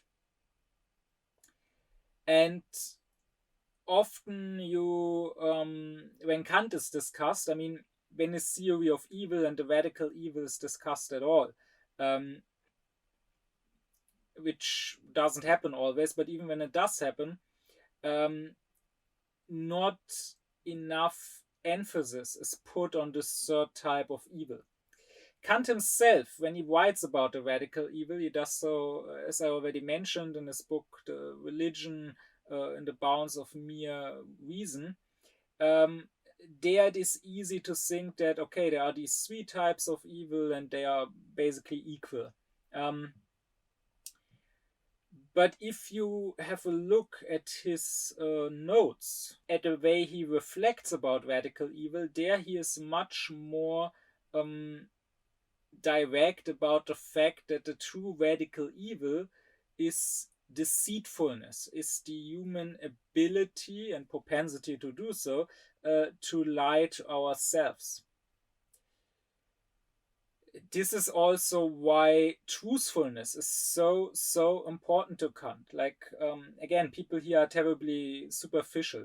They hear that, okay, Kant says lying is evil and you mustn't lie, it's immoral, and they hear that in some essay Kant said you mustn't lie even if it is to save someone else's life, and then people just automatically reject that, say, oh, that's too radical, that's too rigorous, that's not a good moral principle. And they never go deeper. They never ask why was it so important to Kant. And I will address that in a future lecture where I will talk about truthfulness. But here you have basically an important root of this. To Kant, lying is not just one evil action amongst others, like, okay, murder is bad, rape is bad, stealing is bad, lying is bad. And then, of course, you could easily say, okay, but maybe out of those, lying is the least bad. Isn't it much less harmful than, say, murdering someone? But no, Kant would say it's not just one offense amongst others, and probably not even the most terrible one, but rather it is the most terrible offense and breach of the moral law there is, because all others are based on it. But what is important to understand and what most don't realize is that to Kant, what matters most is not so much whether you lie to others. Sure, you shouldn't do that. But most of all, you should not lie to yourself, right? As Hannah Arendt nicely put it, he who betrays others but knows that he is a liar is at least an honest liar. And with him, truth as such doesn't yet die. He's just not telling the truth to others, he's just betraying others. But at least in himself, truth lives on. He is aware of what is actually the case, even if he pretends that something else is the case. But there's no worse liar than he who doesn't know that he's a liar, than he who deceives himself first. And Kant would say, sure, you mustn't lie to others. And he would say, if you don't hate the lie as such, if you don't have the deepest love and reverence for truth, if you are capable of lying to others and think of it as a small, excusable matter, or even maybe in some cases as a morally good thing, then certainly you will also deceive yourself. You will also be capable of lying to yourself. So not lying to others is really a must if you want to be truthful with yourself, you would say. But still, what really matters is not so much lying to others. What really matters is not lying to yourself. And this is not just one offense amongst others, this is the moral offense, because all other moral offenses are based on it. We can only be immoral because, once again, we don't have a truly evil will. We don't have a devilish will. We don't say, I want to do evil for evil's sake. And so we can only do evil when we trick ourselves into believing that what we are doing isn't evil. Think about it. Take any possible villain, any possible person doing evil, in their mind they are probably not evil. No matter how extreme the evil they commit is, first, at the root of it, there must be the radical evil of self-deception, of telling themselves what I'm doing here is okay. Like I discussed some of these lies in the previous lecture on why morality is not about the consequences of our actions, right? There I mentioned that people always use consequentialism to excuse themselves, that they say, oh, my actions, if I stop them, these evil actions, there would be no good consequences because others will keep doing it, right? If I stop flying or eating meat, ruining the climate, others will keep destroying the climate. If I stop consuming so much, taking part in exploitation, exploitation will still go on. If I stop watching child porn, others will still watch and produce child porn. So I might as well keep doing it, right? If I stop killing the Jews, then my comrades, the other soldiers, will kill the Jews anyway. So I might as well keep doing it. And I also mentioned there that Arendt points out how the biggest crimes in history and in the 20th century have all been done in the name of necessity. People don't go and kill millions of people, commit a genocide by saying, oh, we just want to do this. We just choose to be evil. No, they always play victim. Unfortunately, there's very, very little awareness in the world of what genocide is and how genocide works. We can very clearly see that in the arguments for why Israel is not committing genocide. Because if people knew better, they would say that they would know that the genocider in his own mind is always the victim. It is always self-defense. Nobody, even if there is hatred, even if there is racism as such is not enough for genocide, right? There was certainly racism in the US in the time of the Civil War before slavery was ended, but that didn't lead to outright genocide. No, people must first feel as victims. They must think that if we don't get rid of those people, they will get rid of us. Right? That's what the Nazis said. They said that the Jews were responsible for Germany losing the First World War. The Jews had stabbed the dagger into the back of the German army, and the Jews were responsible for the hunger at the end of the First World War, for people starving, and for the economic breakdown. And so, if the Germans didn't want to lose the Second World War, they had to get rid of the Jews. And they had to get rid of all of them, as Himmler said, because otherwise, if we just kill the man, we allow the children to grow up and to take eventually revenge on our children. So, in order for our children to be safe, we must get rid of the Jews altogether. And this is the normal reasoning of genocide. If anything is abnormal here in that example, it's that the Germans weren't victims at all, that this was completely made up, that the Jews were indeed innocent. But you mustn't be fooled. In most cases, there's at least some justification to it. In most cases, the genociders say, oh, we must protect ourselves, we have been attacked. And it's not entirely wrong. They have really been attacked. Like in the genocide in Rwanda, there was the fear that if we don't genocide the Tutsis, they will genocide us. And the Tutsis had indeed committed atrocities. Or likewise in the genocide in Bosnia, when the Serbs genocided Bosnians, they believed that they had to do this or else the Bosnians would genocide them. And indeed,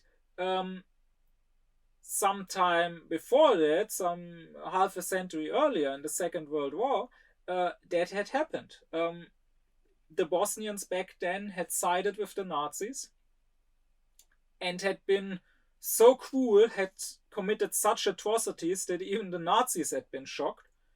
And they had committed genocide against the Serbs back then. So it was not entirely unjustified. And that is important to keep in mind when today we hear people say, oh, but Hamas started it. I mean, of course, things didn't start on the 7th of October anyways. That's another matter. But even if it did, that, of course, wouldn't be a justification for genocide. But it is the usual justification for genocide. If we don't do it to them, they will do it to us. And that is, of course, a lie that people tell themselves. And that is precisely the point. If they didn't lie to themselves, or if they weren't capable of lying to themselves, they would not be capable of any other evil, right? If we couldn't tell ourselves, I mean, let's stay with Israel. There are so many lies. Anything that's said there as justification is a lie, right? That Israelis or that their allies and apologists believe. Israel is just defending itself. Well, Israel probably wouldn't have to defend itself if it didn't oppress the Palestinians for basically a whole human lifetime. Or they will say that this is just about the hostages. Hamas took hostages. Well, first off, Israel took way more hostages. Because so many Palestinians, I mean, of course, they don't get called hostages. That is another lie. They get called prisoners. But as Israeli journalist Gideon Levy has pointed out, we should call them hostages. That's what many of them are. They are not all terrorists, but many of them just get abducted, and many of them are children. Israel is the only country to systematically convict children in military courts. And second, if it was about the hostages, I mean, there have been 2 ceasefires with big hostage deals that showed that this is really the best way to get the hostages out, right? While through the war, Israel has killed more hostages than it freed, and still hasn't managed, in almost 2 years, hasn't managed to free all the hostages. So, and it goes on and goes on, right? Bombing all the hospitals in Gaza, oh, it's because they are Hamas headquarters. They are not. It's another lie. Or saying in general that Hamas is using the people as human shields. Again, a lie. There has been no documented case. I mean, it also wouldn't be that good of a tactic for Hamas, because Hamas is sort of dependent on the people's support, so they would probably lose the support if they use the people as human shields. Rather, every accusation is a confession, right? There have been many documented cases that Israel is using human shields. Israel is forcing Palestinians to go ahead into buildings or into tunnels where there might be traps or where there might be Hamas fighters to save its own soldiers. Or recently saying that, oh, we must starve the people because all the food we could give them would just be stolen by Hamas, for which, again, there has been no documented cases.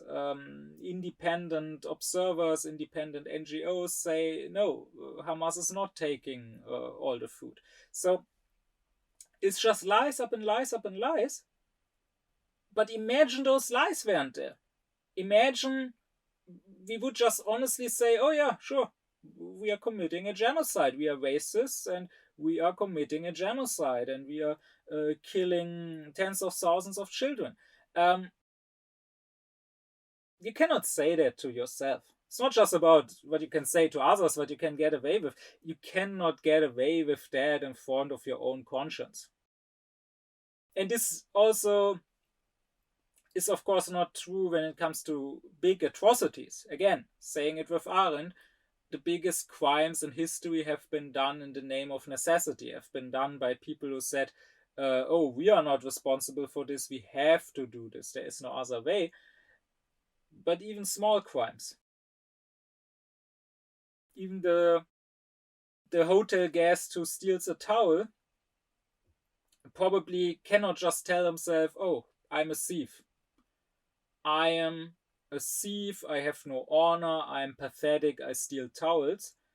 But he will tell himself, oh, it's just a small towel, it's not really a big loss for the hotel, they have enough money, they will hardly even feel it, or everybody does it, and they know that it happens anyways. They probably calculate that in the price of the room, they probably expect you to steal it, so in a sense I already paid for this towel.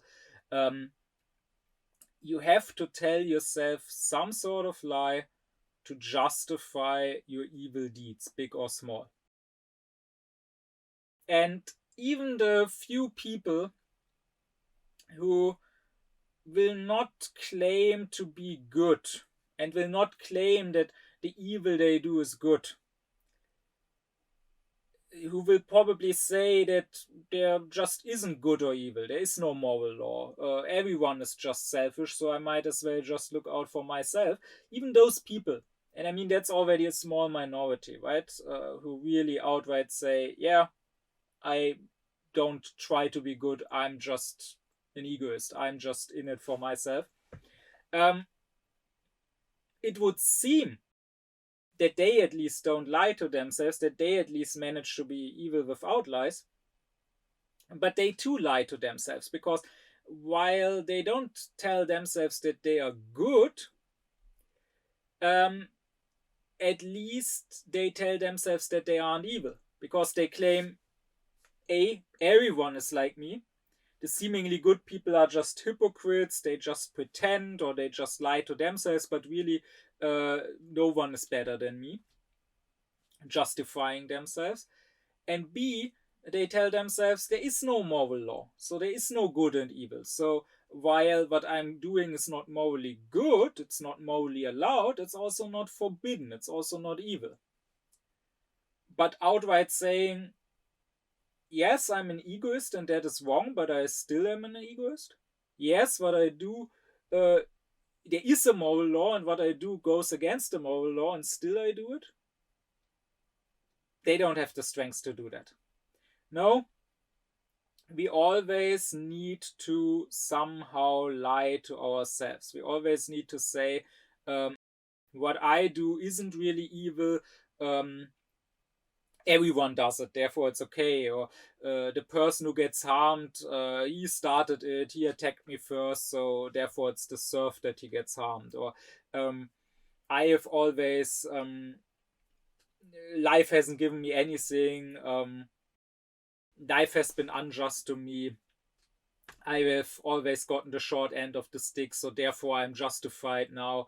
It's really life's fault, it's the society's fault, it's the other people's fault for not giving me what I deserve. I'm just taking what I deserve for myself now, and if it harms others, well, I was harmed so many times, so now others can get harmed for once. Some lie you always must tell yourself.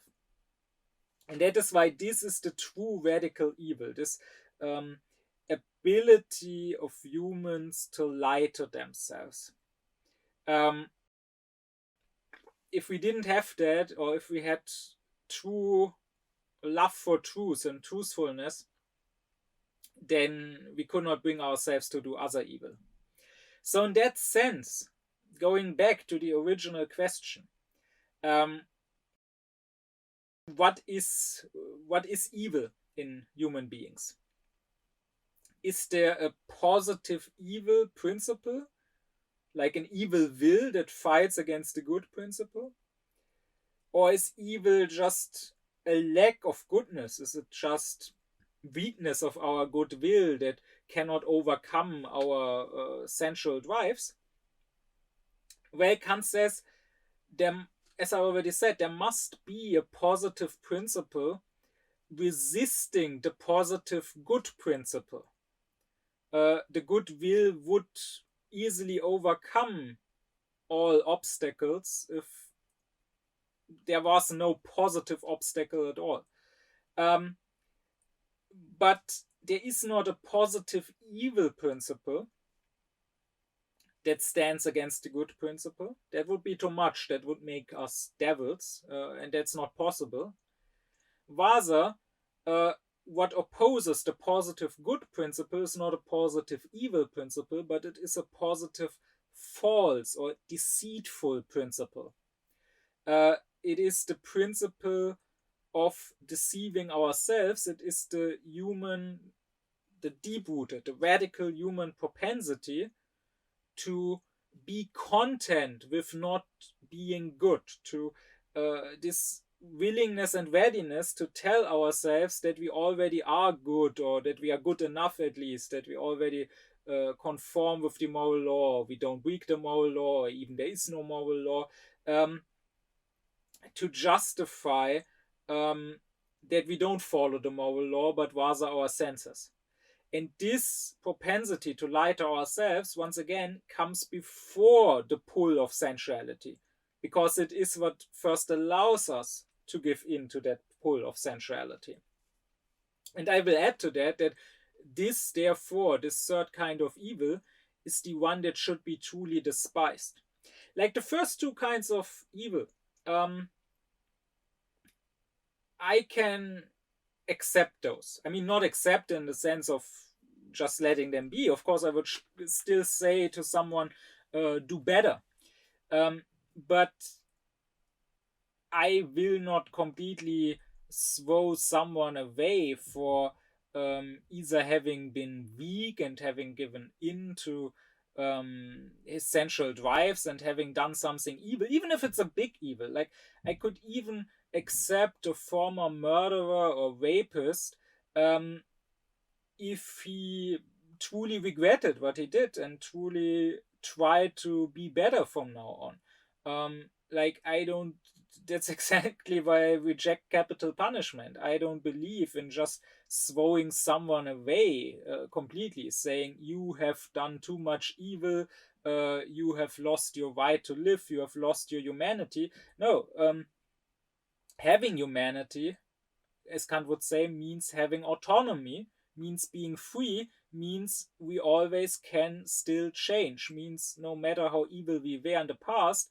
we can decide to from now on be better. So even the murderer or rapist, I could accept, I could forgive if he just changed his ways. And I mean, this weakness, I think we really should, at least in most cases, we really should go more easy on that, because let's be honest with ourselves. Again, let's not deceive ourselves. We can all be weak. Who of us can really say that he has never been weak, that he has never followed his sensuality, his sensual drives rather than the moral law, and that he has never done evil because of that, never harmed anyone because of that? Usually, from my experience, precisely those who judge this the harshest, who are the most ready to just cancel someone forever because of something he has done like that, they are not the best, they are not the most saintly people. Usually they are the ones who are very much inclined to themselves be weak, to themselves follow their sensual drives, but they also lie to themselves very much and hide it from themselves. And that's precisely why, to convince themselves that they are so much better, so much more pure, they have to attack others so much. And likewise, the evil of the second kind. I mean, if someone does good deeds, maybe not out of full reverence for the moral law, maybe out of sensual drives like love, like compassion, like a sense of honor, at least the world somewhat benefits from that. And at least he has some interest in what is good, even if it's not a truly moral interest for now, but just a pathological interest. Sure, he should have a truly good will, and sure, what he is right now is dangerous to some degree, because his senses that are affected in a manner right now that makes him help others could always be affected in a manner that makes him harm others. And because if he tricks himself into believing that his good deeds are enough, no matter where they come from, that could really harm his true moral progress, sure. But at least he's doing some good in the world. And at least he's not totally lost. So, and once again, we should go easy on that, because who of us is really better? Who of us can really honestly say that we always do good out of pure reverence for the moral law? Not because we are pulled towards it by some love or some compassion or whatever, or by wanting to feel better about ourselves. Who can really say that he treats all people equally, and that he doesn't treat those he likes, that he has sympathy for, better than others? So we should go easy on that. Which means also that when it comes to the evils of those first two kinds, I can to some degree excuse them in others. I can also be friends with people who commit evil of these first two kinds. Like, I don't have to be friends with only saints, with only perfect people. I can recognize that my friends may be imperfect, may be doing some things wrong. As long as it's of those first two kinds, it's okay. Again, not okay in the sense that I just accept it. I may still say, hey, this was wrong what you did there, try to do better. But I will not throw that person away. I will not cancel that person for it. But this third kind of evil, this self-deception, this is something I utterly despise. Because this is the true radical evil. You can do the worst things. You can be a murderer. If you realize that it's bad, and if you say, I try to be better, that's one thing. But on the other hand, you can be someone who does less bad things, who only does very small offenses. Maybe you're unfriendly sometimes, maybe you're a bit inconsiderate sometimes. But if you tell yourself, I'm perfect the way I am, what I did there was completely justified, and there's nothing I have to change, there's no way I have to try and be better, then you are rotten to your core, and there's no way to reach you, there's no way to touch you, there's no way to make you see, and there's no way you can become better. Unless, of course, you start loving truth, you stop deceiving yourself. But as long as you deceive yourself, this is like blocking yourself, putting a barrier over your own moral progress. And I can accept everything amongst my friends, all sorts of, let's say, evil deeds. But what I cannot accept is wrong moral judgments, is someone saying that something evil is in fact good, or that something good is in fact evil. Those are people that I don't want to associate with. And I will tell you, if you don't feel similar, if you don't hate this falseness, this perfidy, this self deception, if you don't despise it in others, if you don't lose all respect for someone who does it, if you don't want people who are very much capable of this out of your life, then I guarantee you that you are doing it yourself also. I guarantee that you yourself have no love for truth.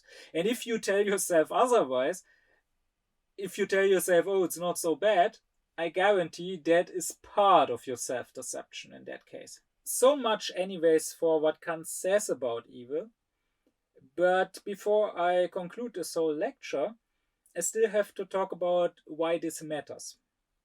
Kant says, since there is this radical evil, goodness in the human being can only exist in the form of virtue.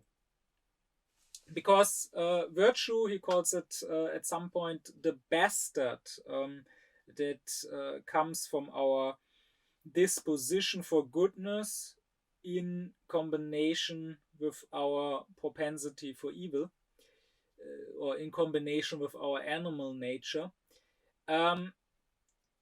Virtue to Kant means some sort of power, some sort of force. Virtue means being able to fight, being able to force yourself. When Kant usually is discussed, Kant's moral philosophy, there's a lot of talk of the importance of autonomy. And I myself talked about that in the lecture on what is freedom. Kant says our reason, our practical reason, that is our will, has autonomy, which means it can give itself a law, right? Auto means self, and nomos means the law. So we don't just have heteronomy, that is, we are not just ruled by the law of nature, by our senses, but rather we have autonomy. We can give ourselves a law. If we only had reason, once again, God is a pure rational being, that would be enough. God needs only autonomy because the law he gives himself is the only law there is for him. There is no law of nature for him. There is no sensuality, no sensual drives that pull him in another direction. So he has no reason to ever act against the law that his own will gives for himself. So he must be good. But since for us there are both laws, the law that our own reason gives and the law that nature gives for us, autonomy is not enough. We also, Kant says, and this is usually not discussed so much, we also need autocracy. And if autonomy is self-law-giving, then autocracy is self-ruling or self-governing, right? So it's not enough that our reason gives a law to ourselves. We also need to force ourselves, to force our animal nature, so to say, to subject ourselves to that law.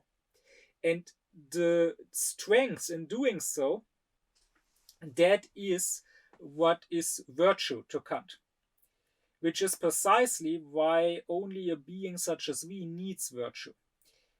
Kant says that God can be called good, but not virtuous. To call him virtuous would actually be it would make God smaller.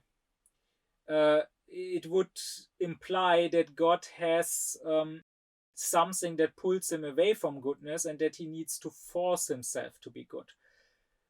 This strength in forcing yourself, that is virtue. And that is even in the word itself, right? No matter the language, even. Like the German word for virtue is Tugend. And Tugend is related to the German word tüchtig. And the adjective tüchtig means to be competent, to be industrious, to be useful, to be hardworking.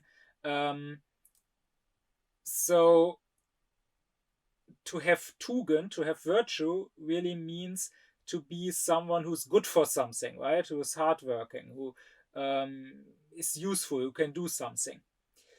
And if you go with the English word virtue, it, of course, like so many English words, comes ultimately from Latin, where virtus, first of all, it's interesting, it has a double meaning, because it can mean virtue in general, like any sort of virtue, like being just, for example, or being truthful, or being generous. But also it can specifically mean the virtue of courage, because there is no proper specific word for courage really in Latin. And one way to say courage is with this word virtus. So courage is not just a virtue, it is the virtue. And this makes sense if you think of courage as a sort of inner strength, right? If you think that he who has courage can go into any fight, will not shy away from anything, and he who has courage can do any other virtue. But also, if you ask where the word comes from, virtus comes from vir, and vir means man. So is cognate, by the way, with the word wer in werewolf, for example, because that was also an old Germanic word for man. So the werewolf is the man wolf. So virtue is really manliness. And now that may not be so politically correct nowadays. And it's not really the point that Kant is making. Like, he's not saying that women cannot be virtuous.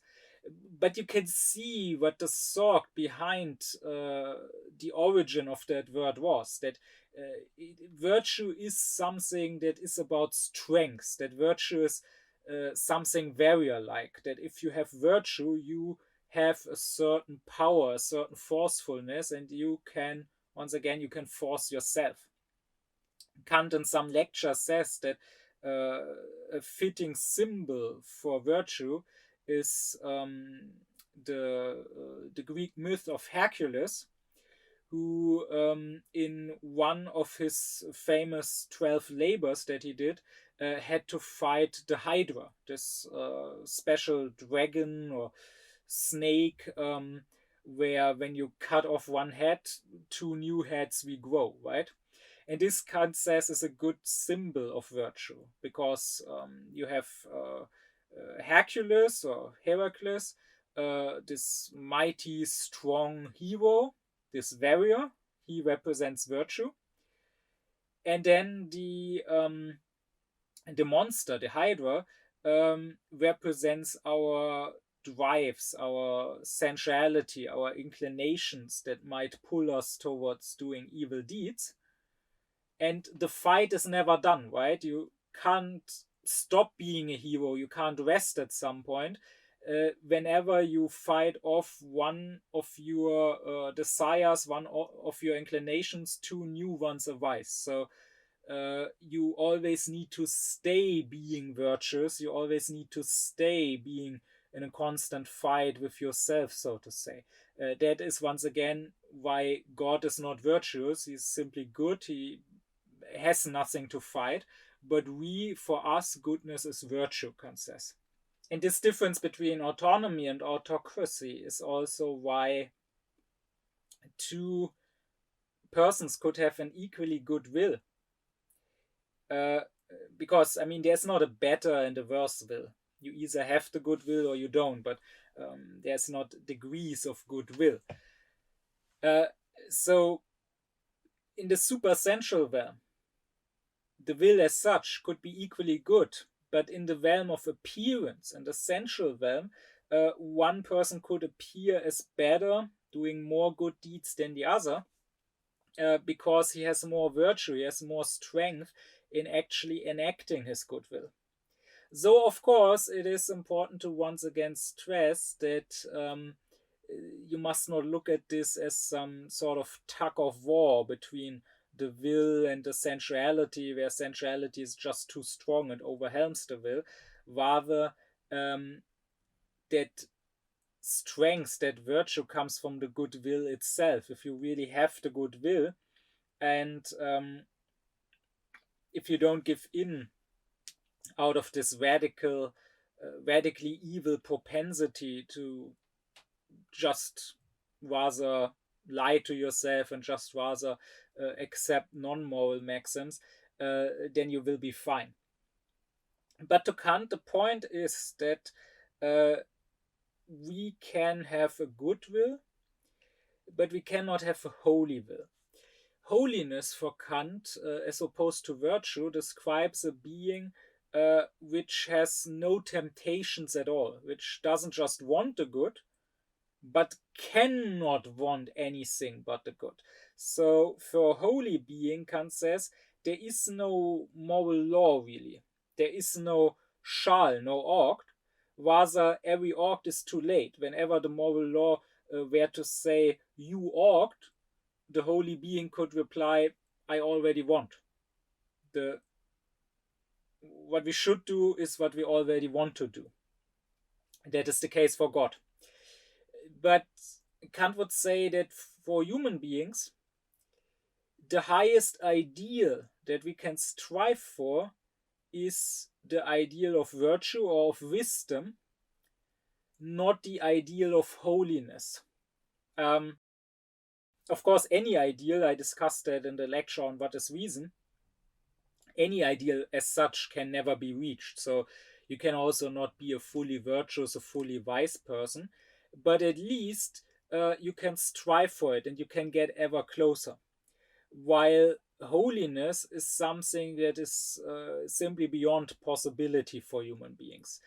And the difference to Kant, so if you think of both ideals, the example of the fully virtuous, the fully wise person would be Socrates for Kant, and the example of the fully holy person, the saint, would of course be Jesus.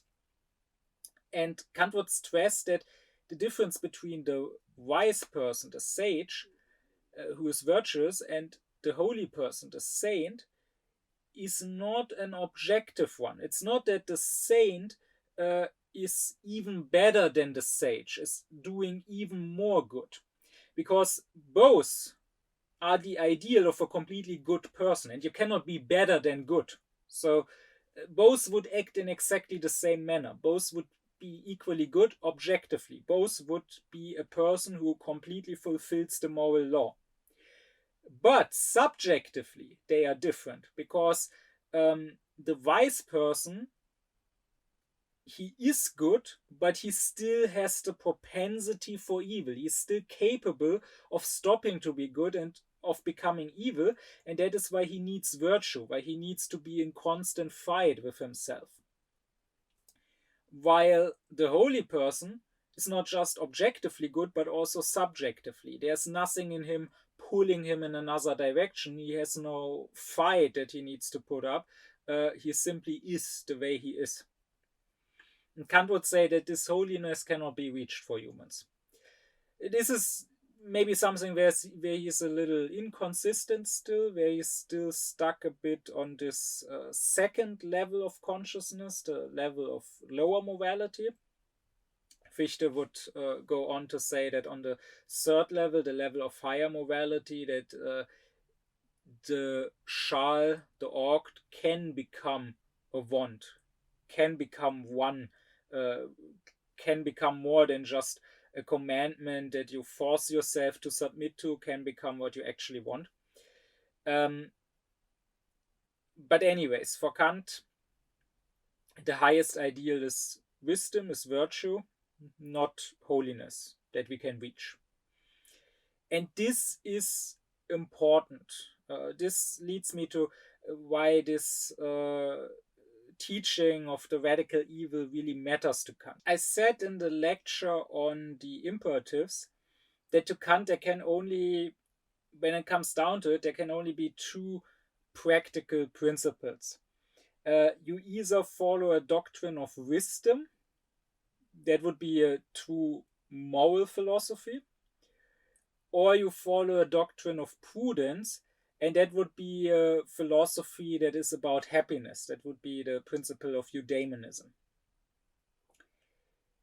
And Kant says that here lies the cardinal error of the ancient moral theories.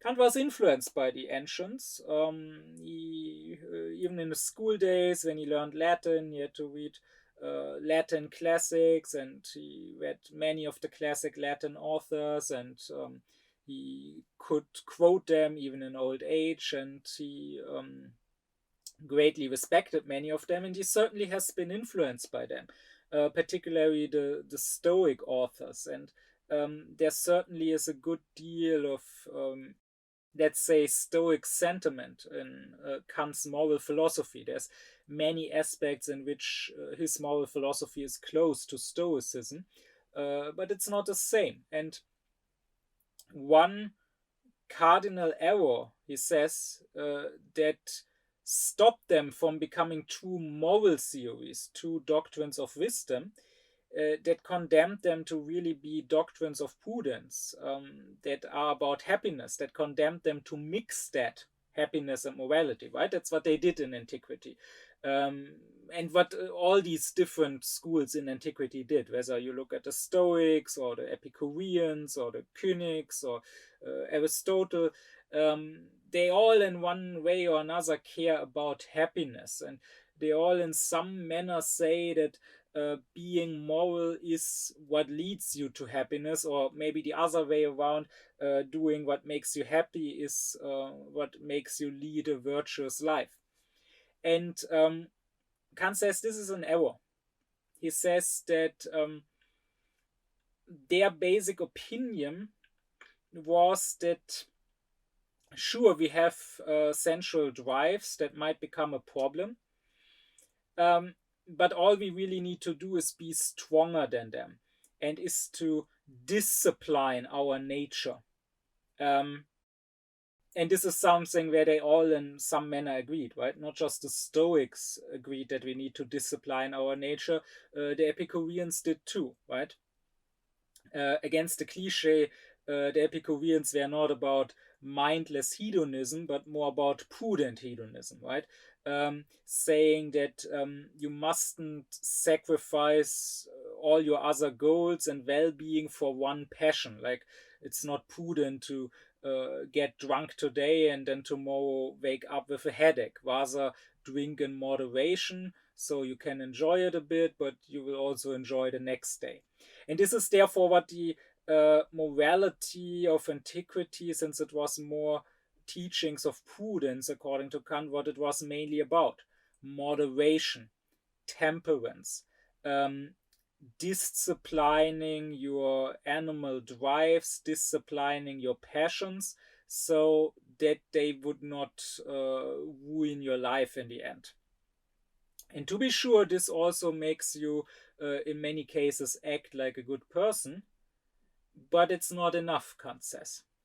And here he credits Christendom with first having introduced into thinking that idea that then could be picked up by philosophy afterwards, that idea that no, it's not just that we have to be stronger than our drives and that we have to discipline ourselves. Rather, the true enemy is much deeper. The true enemy is at the roots. There really is a deep rottenness. There is a radical evil in the human being. Of course, in the tradition that has been described as original sin and described with the myth of Adam and Eve eating the fruit of the tree. But the important point is this understanding that, yes, even a person who outwardly is innocent, right? Like they would say that even the children, they are born with original sin already. It's not just about your deeds.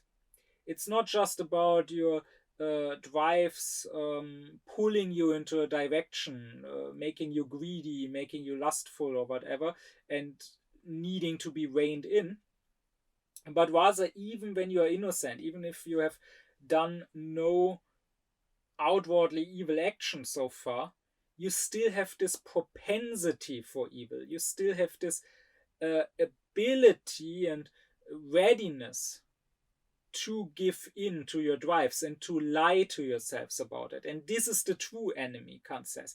This evil at the root is what we have to fight first. And he therefore likes this expression in the Bible and the tradition that we have to die in the flesh and be reborn in spirit.